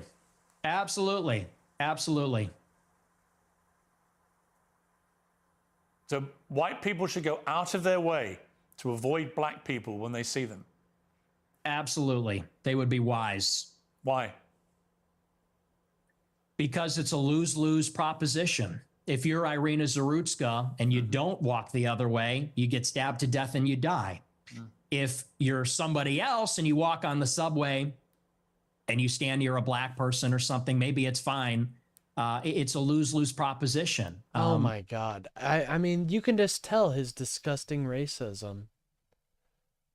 No fucking person I know would be like, oh, I'm afraid. I'm afraid. This is all just an astroturfed idea. He's making it to where people will feel that way. Because right now, people don't feel that way. But when you imply it, when you say it's this way, it puts the mind virus in people's heads that, oh, maybe I should start thinking this way. Yeah, it's literally the only Ukrainian woman they fucking give a fuck about. And it's so frustrating. Even the people in my video game care more about the Ukrainian people than these people do. They were fucking sending Wanzer squads to fucking protect them. So, Losers. no, I think that white people have been beaten into submission, that we're afraid to tell the truth about it. And the truth is that when you go into these major cities like New York or Chicago, I believe she was in North Carolina, there is a menace, which is young, black, adolescent men. They're extremely violent. And we have been told that we have to pretend like they are every other person. We have to be colorblind to that. And we're supposed to go and be in the midst of all this danger. And I think that at this point, it's gotten out of control. You look at the BLM movement, they said that the reason that black people, are violent, or the reason there's crime, is because of police brutality, or redlining, or all these other things. They said we need to get rid of the police. We need to defund them. And a lot of cities did. A lot of cities like Chicago, for example, the police changed the rules of engagement. They don't chase them. It's not a felony if you steal a certain amount of merchandise. They won't chase them on foot. And now the city's totally up for grabs. And now, whether you're in the Gold Coast, or whether you're on the Mag Mile, or you're in the worst neighborhoods in the city, you might get shot, you might get mugged, someone might run up on you. And I tell my followers, it is better to be perceived as racist or racist and walk the other way and maybe keep your life than to say, I'm a good anti-racist. I don't mind that this person's making me uncomfortable. Maybe he's looking a little froggy. I'm going to sit down because I'm a good person, and get stabbed, mugged, whatever. And by the way, this is a strategy. They call it the friendly stranger. There's a crew of them. They do this in Chicago. They stand outside bars, black people. They approach strangers. It's a robbery crew. And they pretend to be a friendly stranger, and then they mug them. And stupid white people say, oh, hi, yeah, nice to meet you. You know, they grin, they laugh, they put up with the nonsense, and then they get mugged, or worse. Sometimes they get executed. And so as a white person, how do you feel about mass shootings at school? I think they're bad. Who do you think commits the vast majority of the mass shootings? I'm sure it's schools? white people. Right. So how do you feel about that? I think that white people do more antisocial violence. I think black people participate in more gang violence. I think that's the difference. What's the difference to the victims? There's no difference to the victim, but it's a different kind of crime, and it's a different proportion also. Do you know what percentage of white people are school shooters? I know that the vast majority of mass shootings in schools in America this century were perpetrated by young white men. And I'm just... Oh, we got a new fucking gamer. We got a new gamer. We got Beck. What proportion of what proportion? I'm curious. What proportion? I'm curious whether your advice would be to people who have kids in these schools. Wait, is my mic working? What proportion? Should they avoid white people at school? Should people with the kids at school avoid young white men at school? No. Okay. Do you know what per capita means? Do you know proportionality? There are more black people proportionally that engage in violent crime or are involved in gangs, especially in these major cities, than there are white people that are school shooters compared to the entire white population. And everybody understands that. Two-thirds of mass shootings Everybody at school understands it. perpetrated by white people. But what proportion of white men commit school shootings? That's the question. I've just told you. It's 60 to 65% of school shootings by white people. You're telling me what proportion of school shootings are committed by white people. I'm saying what proportion of white people have committed school shootings. Are you playing dumb, or are you just not that smart? What, bro? Are you What is this? Does that mean to the children lying dead on the ground?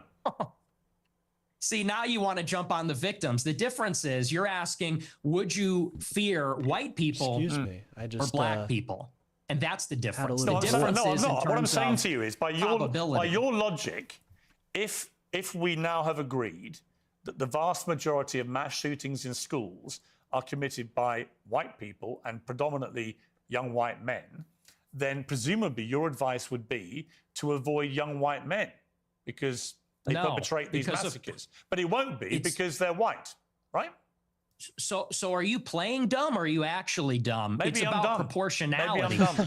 You are because well, I don't think you are dumb. I think you're smart actually, but you're deliberately avoiding per capita. And everybody knows that's the difference. What proportion of white men are school shooters? Capita. It's probably 0.00001%. What proportion of black men have committed violent crimes? It's probably like 5%. I don't know what it is off the top of my head, but it's very high. And I would add to that, even as it concerns schools, why do you think parents pay a super high property tax to live in a school district where there's white people? Because they know that if they go to the black school, it's going to be the Bloods and the Crips. It's going to be gangs. Oh, wow. It's going to be, you talk about school shootings. Nobody talks about all the school shootings anymore that are committed by gangbangers in and around the school and all the other violence that's associated with that. I mean, these schools in the south side of Chicago, it's just not livable. I have an answer for you, Nick. So the proportion of the population who carry out mass shootings is actually the same for black and white. For white people, Whoa. That's actually a pretty proportion decent... of... No, the proportion again, of the population. are you hearing it? No. So What's I think the trouble with proportion? your statistics is a lot of them don't bear much scrutiny. We have a bunch of fact checkers checking all this in real time because you do have a tendency to just come out with a lot of old baloney. And when you say, okay, well, they do. The Bloods and the Crips in like Cali are like in like a Cali exclusive. I know I used to be into that. Like I think the gang culture was very, like in the 90s, was very interesting. Yeah, it's a pretty that whole fight is pretty exclusive to the west side of the United States. Although they have independent, like I guess cells would be the best word for them, and like but they have independent cells, I guess, all throughout or they used to. It's not really big anymore. People don't really, like, gang violence isn't exactly what it used to be in the 90s. It's much more just independent. Like, it all comes back to a mental health issue. That I've always said this. A lot of America's issues come from mental health, ladies and gentlemen. And and I think it shows how racist Nick is, because you would see this if you actually cared about these communities that you're lambasting, but he doesn't. He just wants white people to be the superior race. So it's true. And when you're confronted with reality, you don't like it. What's the figure? What proportion of white people have committed school shootings? With white people as the denominator and white people that have committed school shootings as the numerator, what's that percentage? For both black and whites, the proportion of the population who carry out mass shootings generally is about the same. No. Tell me the number, and then the only focus of your attention is the black shootings, the black crime. You don't want to live around black people. You want to avoid black people. You don't want interracial marriages or relationships that may produce black people. And yet, when I point out to you that there are many parts of crime in America where actually there's a majority of white people that perpetrate them, you don't care. You don't have any interest in that. It doesn't exercise your mind. Maybe because you don't. See, no one's maybe because buying you don't this. have This kids. argument lost. No one is buying this. didn't. What are Everybody you understands talking per about, capita, Nick? and people could even see what you race ahead and say, "Well, we're comparing the proportion of white and black school shooters." I said, "No. Compare the proportion of school shooters that are white versus violent criminals that are black," because that was the basis of the monologue. Is that you're very likely, if you encounter black people or a young black man in the city, that you're going to be the victim of a violent crime, of a robbery, a mugging, a car theft, a carjacking, or a murder. That's the difference, and it's about proportionality. And everybody sees past that because we all live in reality. You want to talk about product of your environment. People that live in New York, Chicago, LA, we live in reality. We live in this environment, and we see what it's like. And the threat, the danger, in terms of probability, is not, it's not even comparable. And I would add, I would say this to your point. If you're in a high school and truly, if you see a white person who looks like a little autistic, he's got the SSRI stare, and he reaches for a backpack, people joke and say, run. Similarly, The SSRI stare. What are you? I take SSRIs every day. I don't know what this is inferring. This is frustrating. It's these losers that are so against mental health medication that just fuck people up so bad. if you see a jalopy pulling up with a bunch of black people in it and they got their pants around the ankles, you're going to run also. And I'm saying the same thing. The difference is the latter happens much more often. It's much more common. You know, in Chicago, there's like 10,000 carjackings and car thefts every day. It's in the thousands. It happens all the time. How many mass shootings committed by autistic SSRI white people? I don't even know. I mean, it's probably in the single digits in the last decade in this city. That's the difference, and everybody knows that. But you're really just trying to carry water for liberal ideology. It's an ideological I'm position. not. No, I'm really not. I can absolutely say, yes, there is way too much black on black crime, for example, involving guns in Chicago. And black on white also. Yes, but there is way too much gun violence in Chicago, right? I mean, it's indisputable. I've got no problem saying that. The difference is I don't then lead myself into a thought process where I have to avoid all black people in case they shoot me.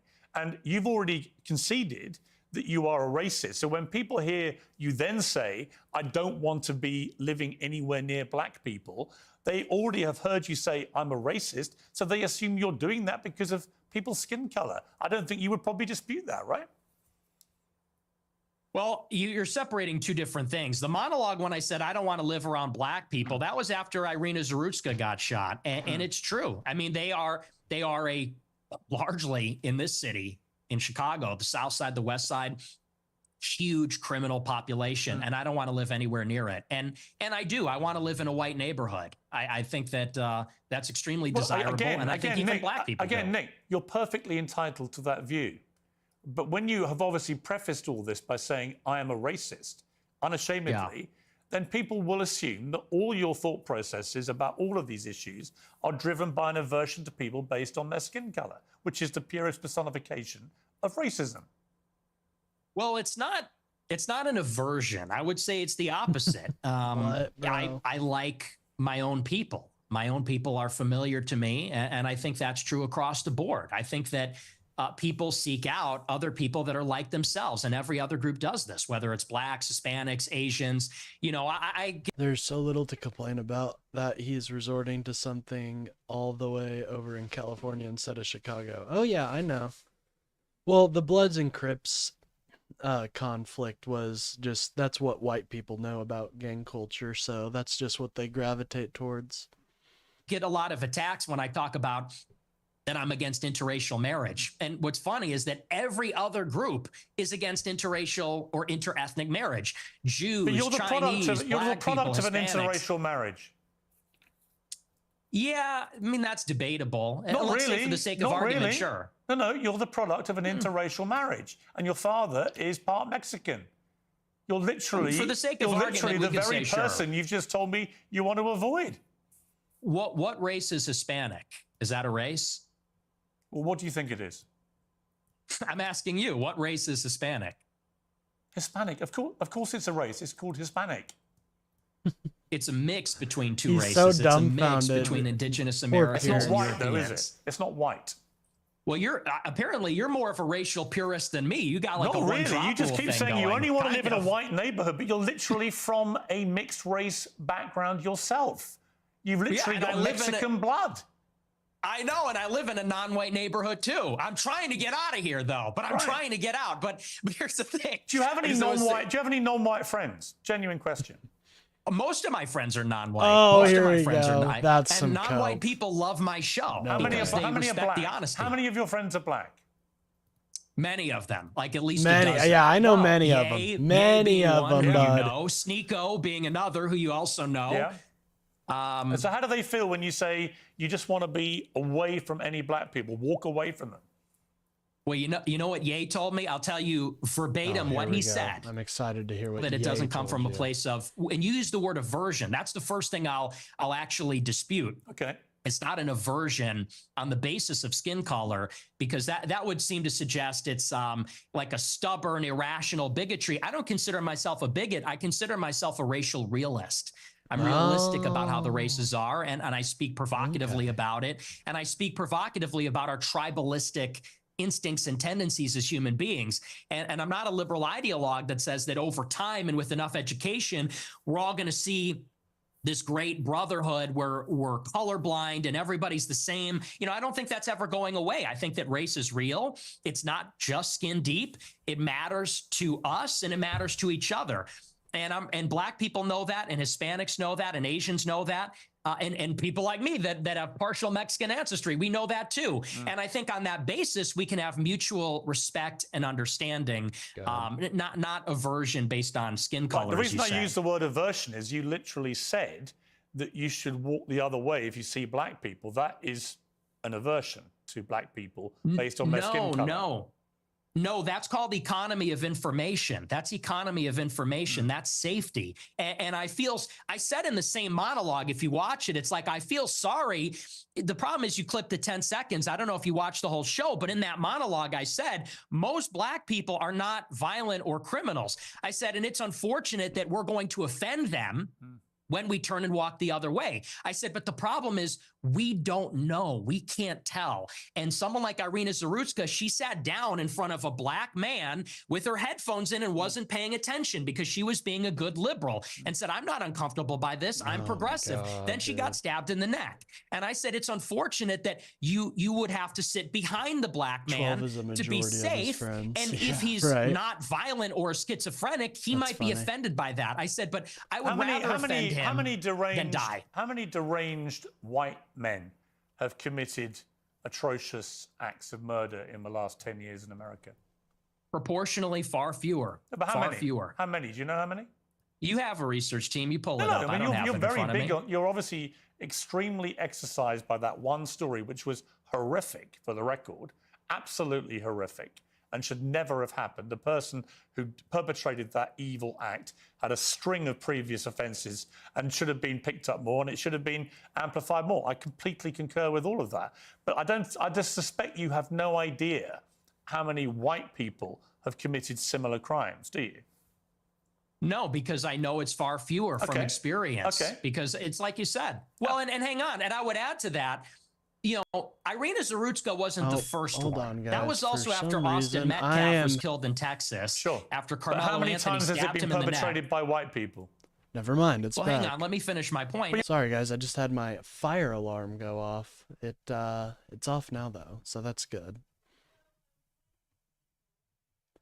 So that should be good. Sorry if you guys heard that. You're And then implying not that only white did- people don't do this. And my point to you, Nick Fuentes, is of course, Oh, I never said white people don't do Of course, it. deranged white people commit heinous acts. But you don't either No know. disagreement. You neither know nor care, or maybe both. Maybe you do know but don't care.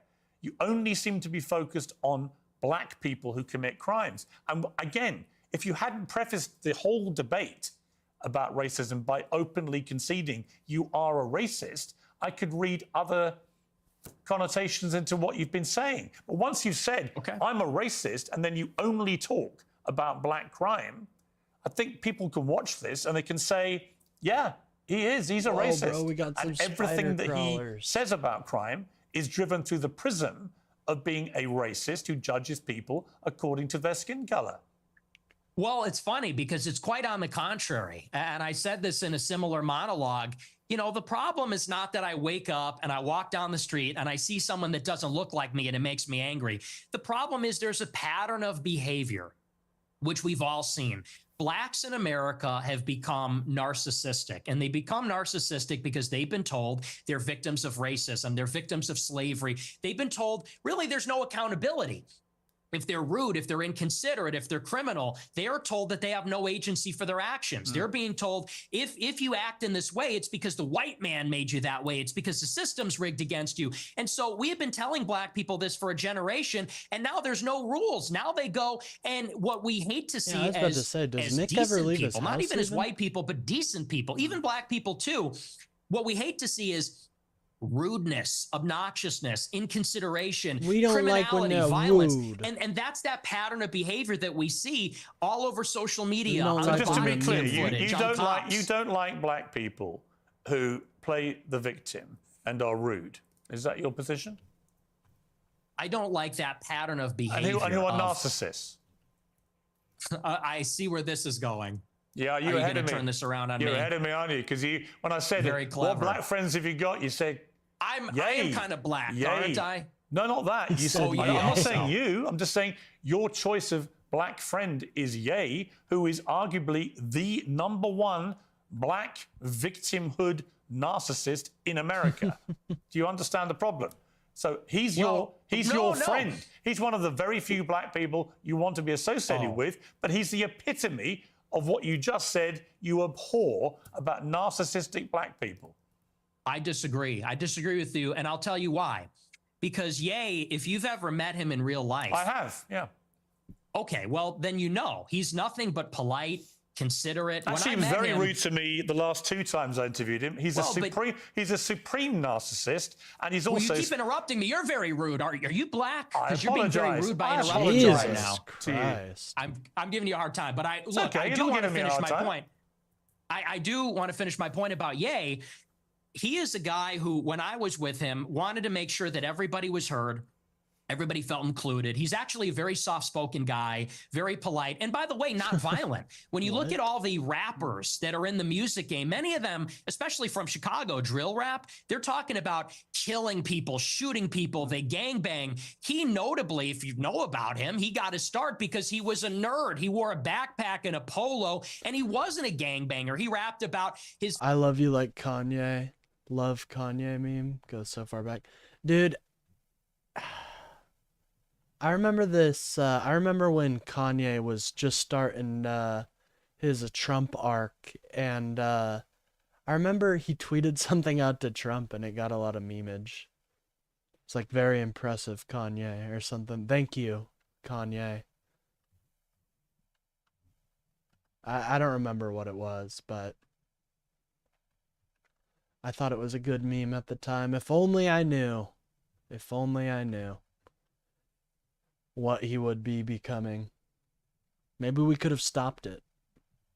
Not feelings and girls and his dreams and his ambitions. So no, and by the way, he would tell me all the time, he doesn't even feel black. They make him feel not black because he doesn't do those things, because he's soft-spoken, because he's artistic, because he's a bit of a nerd or likes fashion. So I would disagree. He's actually not like that at all. What we're talking He's also a Hitler-loving anti-Semite. Thank and you, We're going to take a little Kanye. commercial Very break cool. here, and we're going That's to why I come like back those about in the meme. and talk about anti-Semitism and your views about Jewish people, and indeed what Yair said about the same subject matter. Angel Studios are back with a new must-see documentary. It's called Thank You, Dr. Fauci, and you're going to hear a lot more about it over the next few months. Award-winning filmmaker Jenna Furst digs into the origins of COVID-19, a possible bio-arms race with China, and claims about history's biggest public health cover-up. It's not a right-wing film or a left-wing film. It's a film about transparency, which is something we should all care about.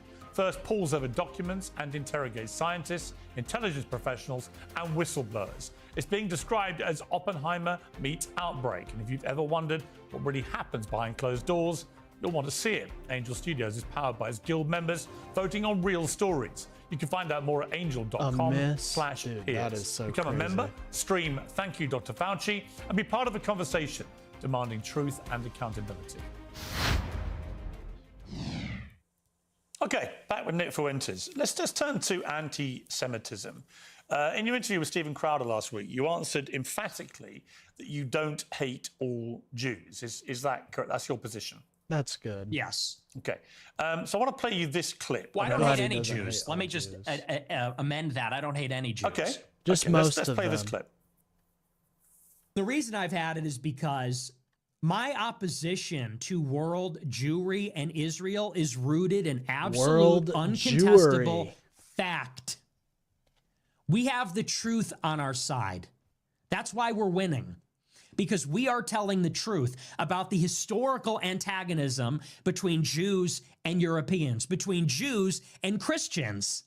The theological, historical, racial, cultural, and political antagonisms between organized Jewry and the Christians, organized Jewry and Europeans.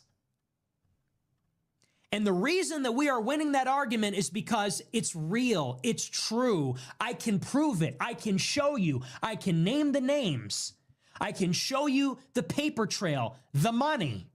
That is why we're winning. That is why all of this is raising the consciousness. When you say you have this opposition to world Jewry, I mean, it's one thing to criticize, for example, the Israeli government over what it's been doing in Gaza. I've done that myself. When you talk about world Jewry, I presume you're talking about the 15 million Jews in the world, and you are opposed to them. How does that square with your position that you don't hate any Jews? Well, do you take issue with my use of the term world Jewry? Well, what do you mean by that? Yeah, that's a good question. Well, do you take What issue do with it? mean Do you by have a that? problem with that? Clarify what you mean by it. Well, it's funny you bring that up. The gaslighting's crazy because I use that expression on my show all the time. I say organized Jewry, world Jewry. And do you know that for like 30 years, the World Jewish Congress has an annual keynote called the State of World Jewry? Barry Weiss has given it. You can look it up. It's on YouTube. She gives the State of World But what Jewry do you address. mean? But Nick, what do you mean by it? I mean, you have Damn it, to why talk did the- about, why are the there's a spider legs concept so of Jewish inaccurate? peoplehood. Jesus. It's the sense that they are part of a common nationality, a common tribe, a common people. And so where they reside in Israel, the United States or Europe or elsewhere, they see each other above or maybe on a different level alongside their nationality, their state, wherever they reside. If they're in Germany, France, the United States, they see themselves as part of a transnational nation, of an international nation. The Jews in America, the Jews in Israel, they identify as Israeli or American, but they also have something in common. They identify as part of a common nation, which I would say there's a world Jewish population. It's world Jewry. And world Jewry has representatives. There is such a thing as the World Jewish Congress, where they actually elect, it's democratic, all the local Jewish organizations elect representatives to represent proportionally the Jewish population in their area at the World Jewish Congress. And it's sort of like Davos. It's like the World Economic Forum, but it's exclusively for members of the Jewish nation that exists across the world. And so that's a real thing. And I didn't make that up, and that didn't come from 4chan. It's like I said in that clip. I read. Yeah, but you're not. I bet you're not going to bring up the meeting, the international meeting of Christians, which happens. That's something that happens. The international meeting of, all sorts of different peoples. He's just going to bring up the world Jewry. Interesting. They write. I read their books. I watch these speeches. I watch a speech from Barry Weiss. I pay very close attention. So that's what I mean by that. There is such a thing as it's a nation that exists across borders on a global scale. They're organized and they have a national self-interest as that nation, as that tribe. So if you don't hate any Jews, what do you like about them? I like a lot of things about them. I think they're funny. I think they're smart. Okay, this was a bad I think that they're question pretty by remarkable Pierce. people. And as Christians, especially as Catholics, we say they're remarkable. And this has been adjudicated in Catholic doctrine for thousands of years. We say that they're a witness people. And so we actually, there's provisions inside of Catholic doctrine that says we need to give them special very protections interesting, Bill. because they were a witness to Christ's passion. So, this is why you can't clip the show. You have to watch the whole thing. I say this repeatedly in interviews. I do think they're remarkable. By definition, they're exceptional people. It's just that there is a sort of natural opposition between them and Christians because of the theology. We believe that Christ is the Messiah. They don't. They have been a minority in Christian lands for thousands of years, and they have been pushed around and expelled, and they've been persecuted and segregated. And that's why there's a lot of paranoia. There's a lot of distrust. There's maybe some sense of chauvinism among Jewish people. So there is, like I said in that clip, there is an historical antagonism between these two peoples, between Christendom and Jewry, and that has always been the case in Europe. But I don't hate them, and I think I actually sort of understand them in a weird way. I think that because I've studied a lot of their politics, I think I really kind of know them in a way, and it doesn't come from a place of hatred. Do you have any Jewish friends? Oh, God. I do. I have many, yes. This is a horrible that's weird question because you by said this. Pierce. Jews and Christians have never been friends, ever. Not since Jesus Christ fought with the Pharisees. Have we ever been friends? Not since Saul was leading the charge persecuting the Christians. Not since the Roman Empire, not since the Middle Ages. Never. We've never been friends. We've never been allies. We've always been set against each there we other, go. actually. And even here in the United States, it was communist Jews who were the architects of both communism and the civil rights laws that are dispossessing white Christians of their land and civilization. The Jews and Christians have never been friends ever, except for you and your Jewish friends. Yeah, so easy. As peoples, as nations. Oh, not saying every individual okay. Christian. And of course, there have been Christians and there have been Christian converts to Judaism, Jewish converts to Christian. You're nodding your head, but you're asking this. I'm saying as peoples, they've never been aligned. As a Roman, I'm a antagonism. Catholic like you, and I have many Jewish friends. And I'm just trying to compute what you're trying to say, which is Jews and Christians have never been friends ever. And I'm like, well, you have Jewish friends. I have Jewish friends. We're both Catholics. Therefore, we're Christians. It doesn't really quite add up.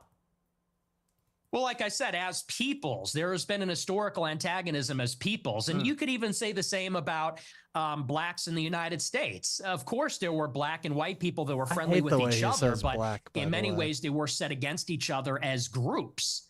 And I think that's easy enough to understand. The reason that many people think you're anti-Semitic is that you have regularly downplayed the Holocaust, and in particular, the number of Jewish people who were murdered by the Nazis. It's been said that you believe no more than several 100,000 have been killed. And I want to play you this clip. People talk about, well, what about the gas chambers? Well, to the extent that that's real, I find that hard to believe, but to the extent that's real, there have been atrocities committed and genocides committed in all times and all places. Let's acknowledge why Hitler casts the long shadow.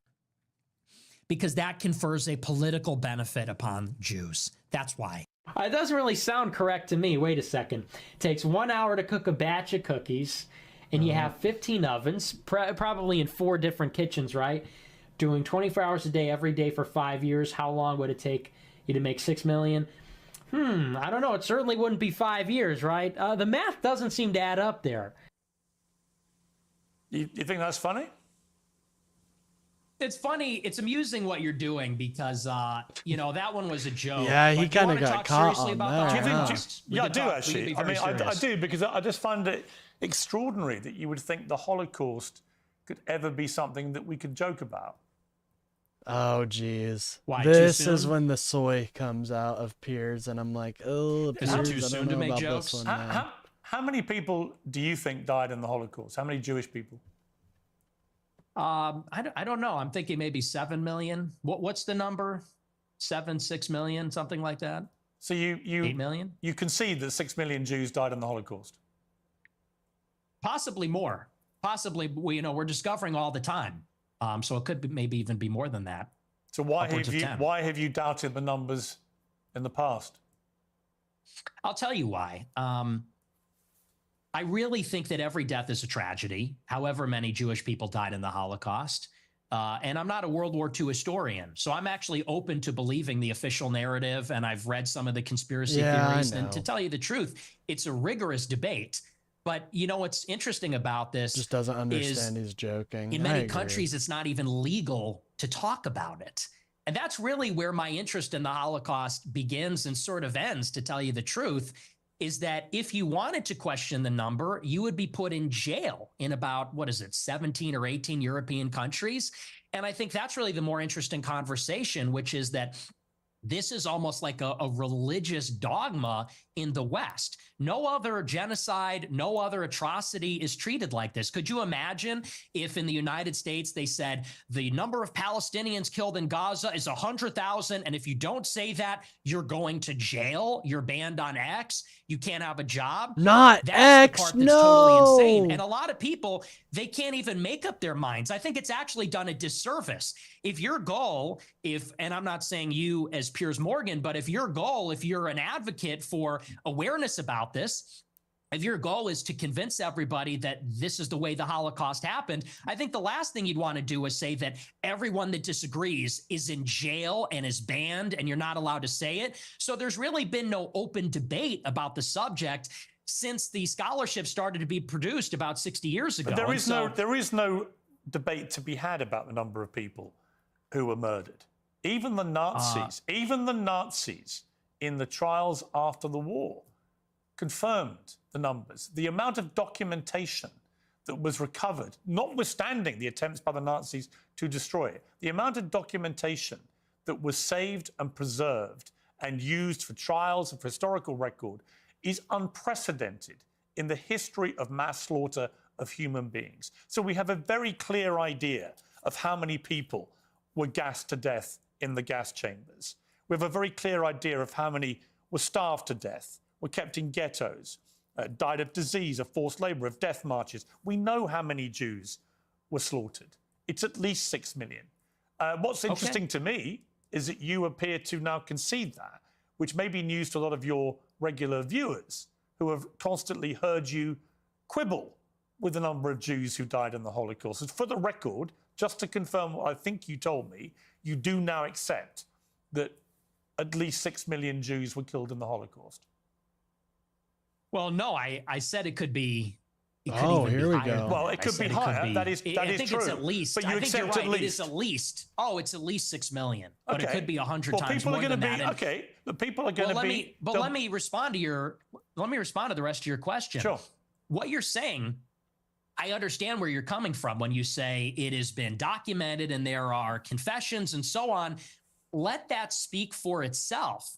But you don't see, your show is called Piers Morgan Uncensored. Yep. But the United Kingdom is censored and Europe is censored. And if you talk about these things, you will be put in jail in many countries. And I think that's where a lot of people start to say, well, if the truth is so clear and if there's such overwhelming evidence, why do you need to throw people in jail for disagreeing? And you yourself said, well, there is no debate.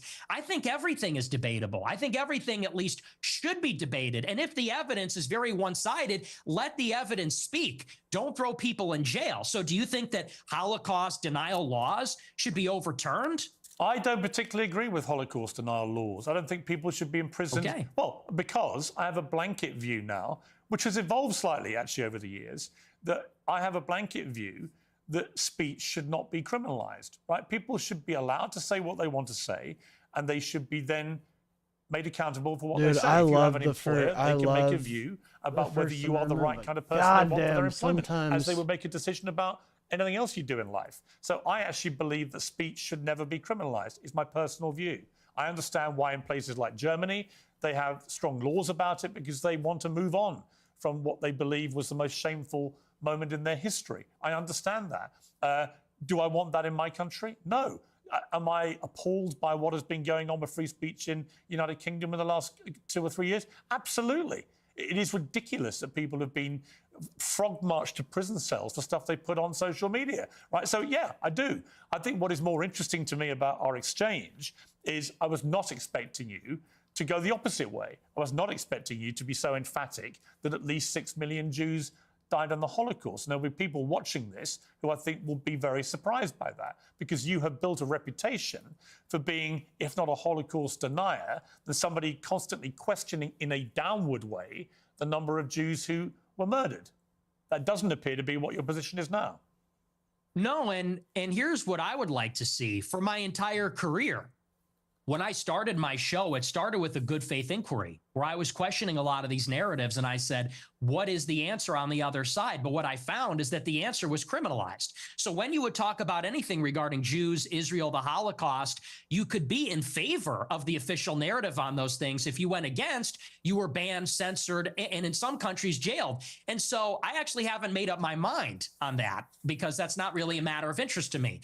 And there's a lot of analysis and scholarship on both sides of the issue. And I've read both sides of the issue. And honestly, unfortunately, it's hard to judge because there has never been, there's never been a debate on it. And there's never been a debate because of the stigma, because of the censorship. And I think that leads a lot of people to say, well, what do they have to hide? Because you can say on your show, well, I'm personally against Holocaust denial laws, yet they still persist and the social consequences still persist. And I think that that is the anomaly. And people have to wonder, okay, why is it that way? And what I said in that clip is the reason the Holocaust casts a long shadow is because it confers a political benefit upon organized Jewry. That is what they always fall back on. They cannot be criticized. They cannot be named. They cannot be talked about lest there be another Holocaust. And no other tragedy is treated that way. And no other ethnic group has a get out of jail free card. Just play that. Anti-Semitism and Holocaust. You can do whatever you want and defend all your actions. That's the part that people are getting upset with. That's the problem. I don't know any right-minded person who believes that Jewish people weaponized the Holocaust for their own personal get out of jail free or whatever you called it. You don't know anyone that does that? That believes that? I'm sure there are some people that do that, but it's such a ridiculous generalization. You know, the truth is that most Jewish people have lost relatives in the Holocaust. In fact, I want to play you Oh God, two clips. I just kind of wanted to get to this, Hitler. and then we'll probably end the stream. I know I've been kind of quiet today. Hitler was a pedophile and kind of a pagan. It's like, well, he was also really fucking cool. So, you know, time to grow up. We're not children anymore. Am I right? Am I right? Am I right, boys? Am I right? Let's go. He was also really fucking cool. Do you regret saying that? Do you regret saying he was really fucking cool? No, that's absolutely true. You think Hitler was very fucking cool? Yes, I do. One of them. And I'm tired of pretending he's not. Well, to be honest, this is the problem. You see, it's a bit like when you see, just say, he I'm a even racist. memed right there. You're a that was a racist who meme thinks for him. Hitler's cool, but you're not anti-Semitic. If you're a Jewish person watching this, what are they thinking? I'll tell you what they're thinking, because I've got a friend of mine called Danny Finkelstein. This was not. When he heard I was interviewing you, he's a Times journalist in the UK, very eminent journalist here and author. He wrote a book about his own family's experiences at the hands of Hitler and Stalin, because you also told Tucker Carlson that you admire Stalin. But let's just take what Danny said here. Hi Piers, it's Danny Finkelstein here. As you're interviewing Nick Fuentes, you might try suggesting to him that he reads my book, Hitler, Stalin, Mum and Dad. It's called Two Roads Home in the United States. Since he says he's on Team Hitler, you might like to ask him about the fact that Hitler arrested my mum, tried to starve my mum to death, did starve my grandmother to death, sent my great aunt to the gas chamber, my great uncle, my cousin. My grandmother on my father's side ended up being I just think this was out a of miss. 7 children, the only one that survived the war. So you might ask him whether he wouldn't rather be on Team Mum rather than Team Hitler. And as for celebrating Stalin's birthday, well, Stalin took my father, sent him to a state collective farm, sent my grandmother and to a state collective farm, sent my grandfather to the Gulag. You might try asking him why he doesn't celebrate Dad's birthday rather than Stalin. Why don't you celebrate it may well be Dad's a big joke birthday? to him, but he complains that he was 18 when someone tried to cancel him Well, Stalin and Hitler arrested my mum and my dad when they were 10 years old. So perhaps he might How's like that to for a reconsider his joke. cancellation? See, that's the reality of your joke. So I haven't ascertained yet whether you are joking when you say that Hitler was very fucking cool. Are you joking, or do you actually Piers, think he I was don't very think fucking he's cool? joking. The I'm most gonna be genocidal honest. monster of I do the not last think he was 150 joking. years. Yeah, the thing is, my generation, we're just done with the pearl clutching. You know, Yeah, we're, you we might be, make but then your edgy- generation hasn't gone through what Danny Finkelstein's family went through. So Yeah. maybe the pearl clutching has a way to go for families whose family members Oh my were gosh! murdered. Yeah, we got all that. We, you know, me mom, like we're, you know, I don't even know who this person is. Why is this person talking to me? This old British guy is saying me mom got killed by Hitler, Because and he me doesn't dad find got it killed funny by. when you say Hitler's very fucking I don't cool. care. He finds I don't I know you care. don't care. That's fine. You don't have to care. But he does care. Does that guy care about America? Does that guy care about me and my country and my family? No. He That guy cares what you, that's a the prominent problem. conservative in America, has to say about Adolf Hitler. Now, what do you mean by Hitler is very fucking cool? Because I think he's very fucking a monster. Okay. And that's a clip.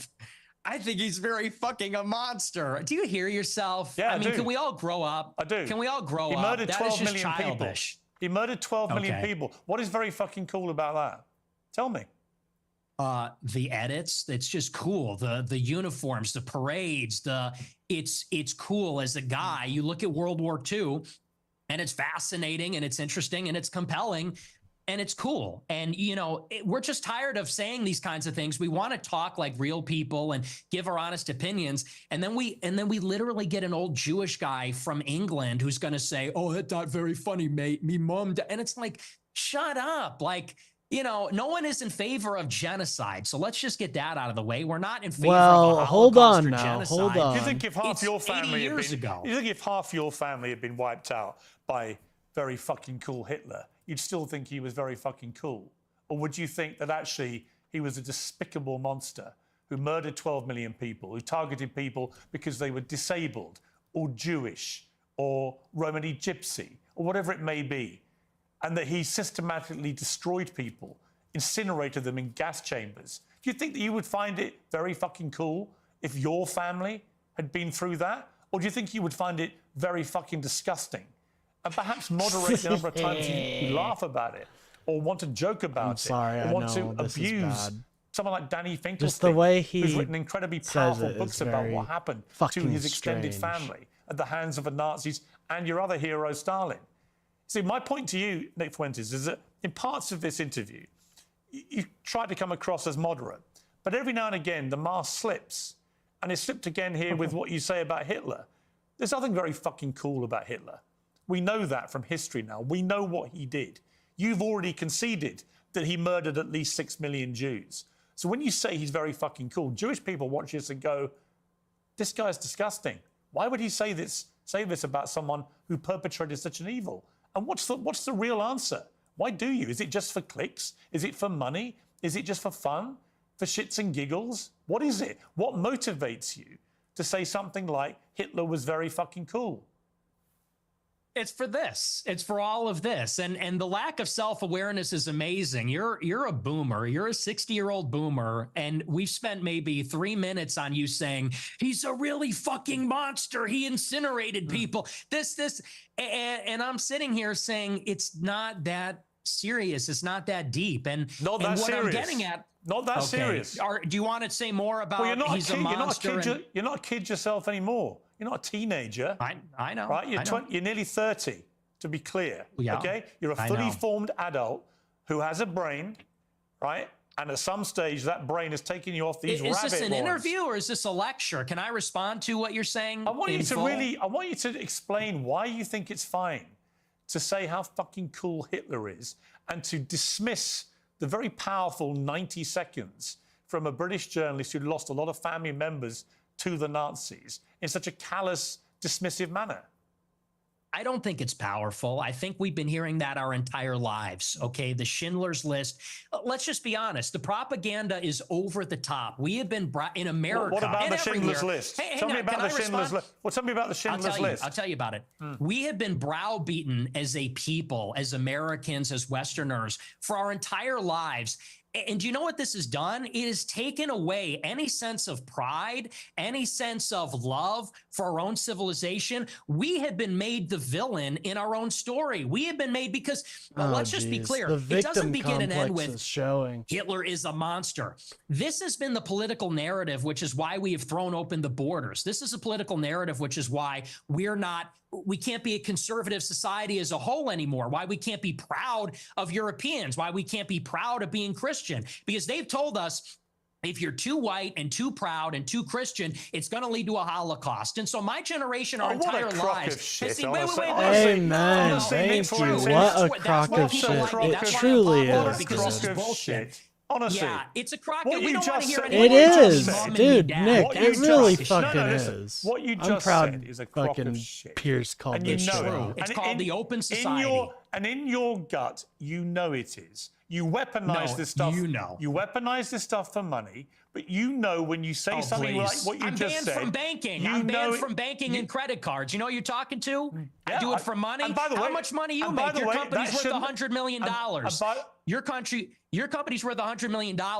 I was banned from Bank of America. And you I'm shouldn't have banned from been. processing credit cards. And you shouldn't have been. But I am. So don't tell me I'm Well, doing it for money. Well, ask me my opinion about that. I'll tell you shouldn't have been. Right? I don't agree with that. What happened to Then you? don't say I'm doing it for money, because you know that full well, and you say it's a How grift. much money- how much if I money wanted to are be you- a grifter, I'd be like you, How and much I would money go are- and say, How much money are you making?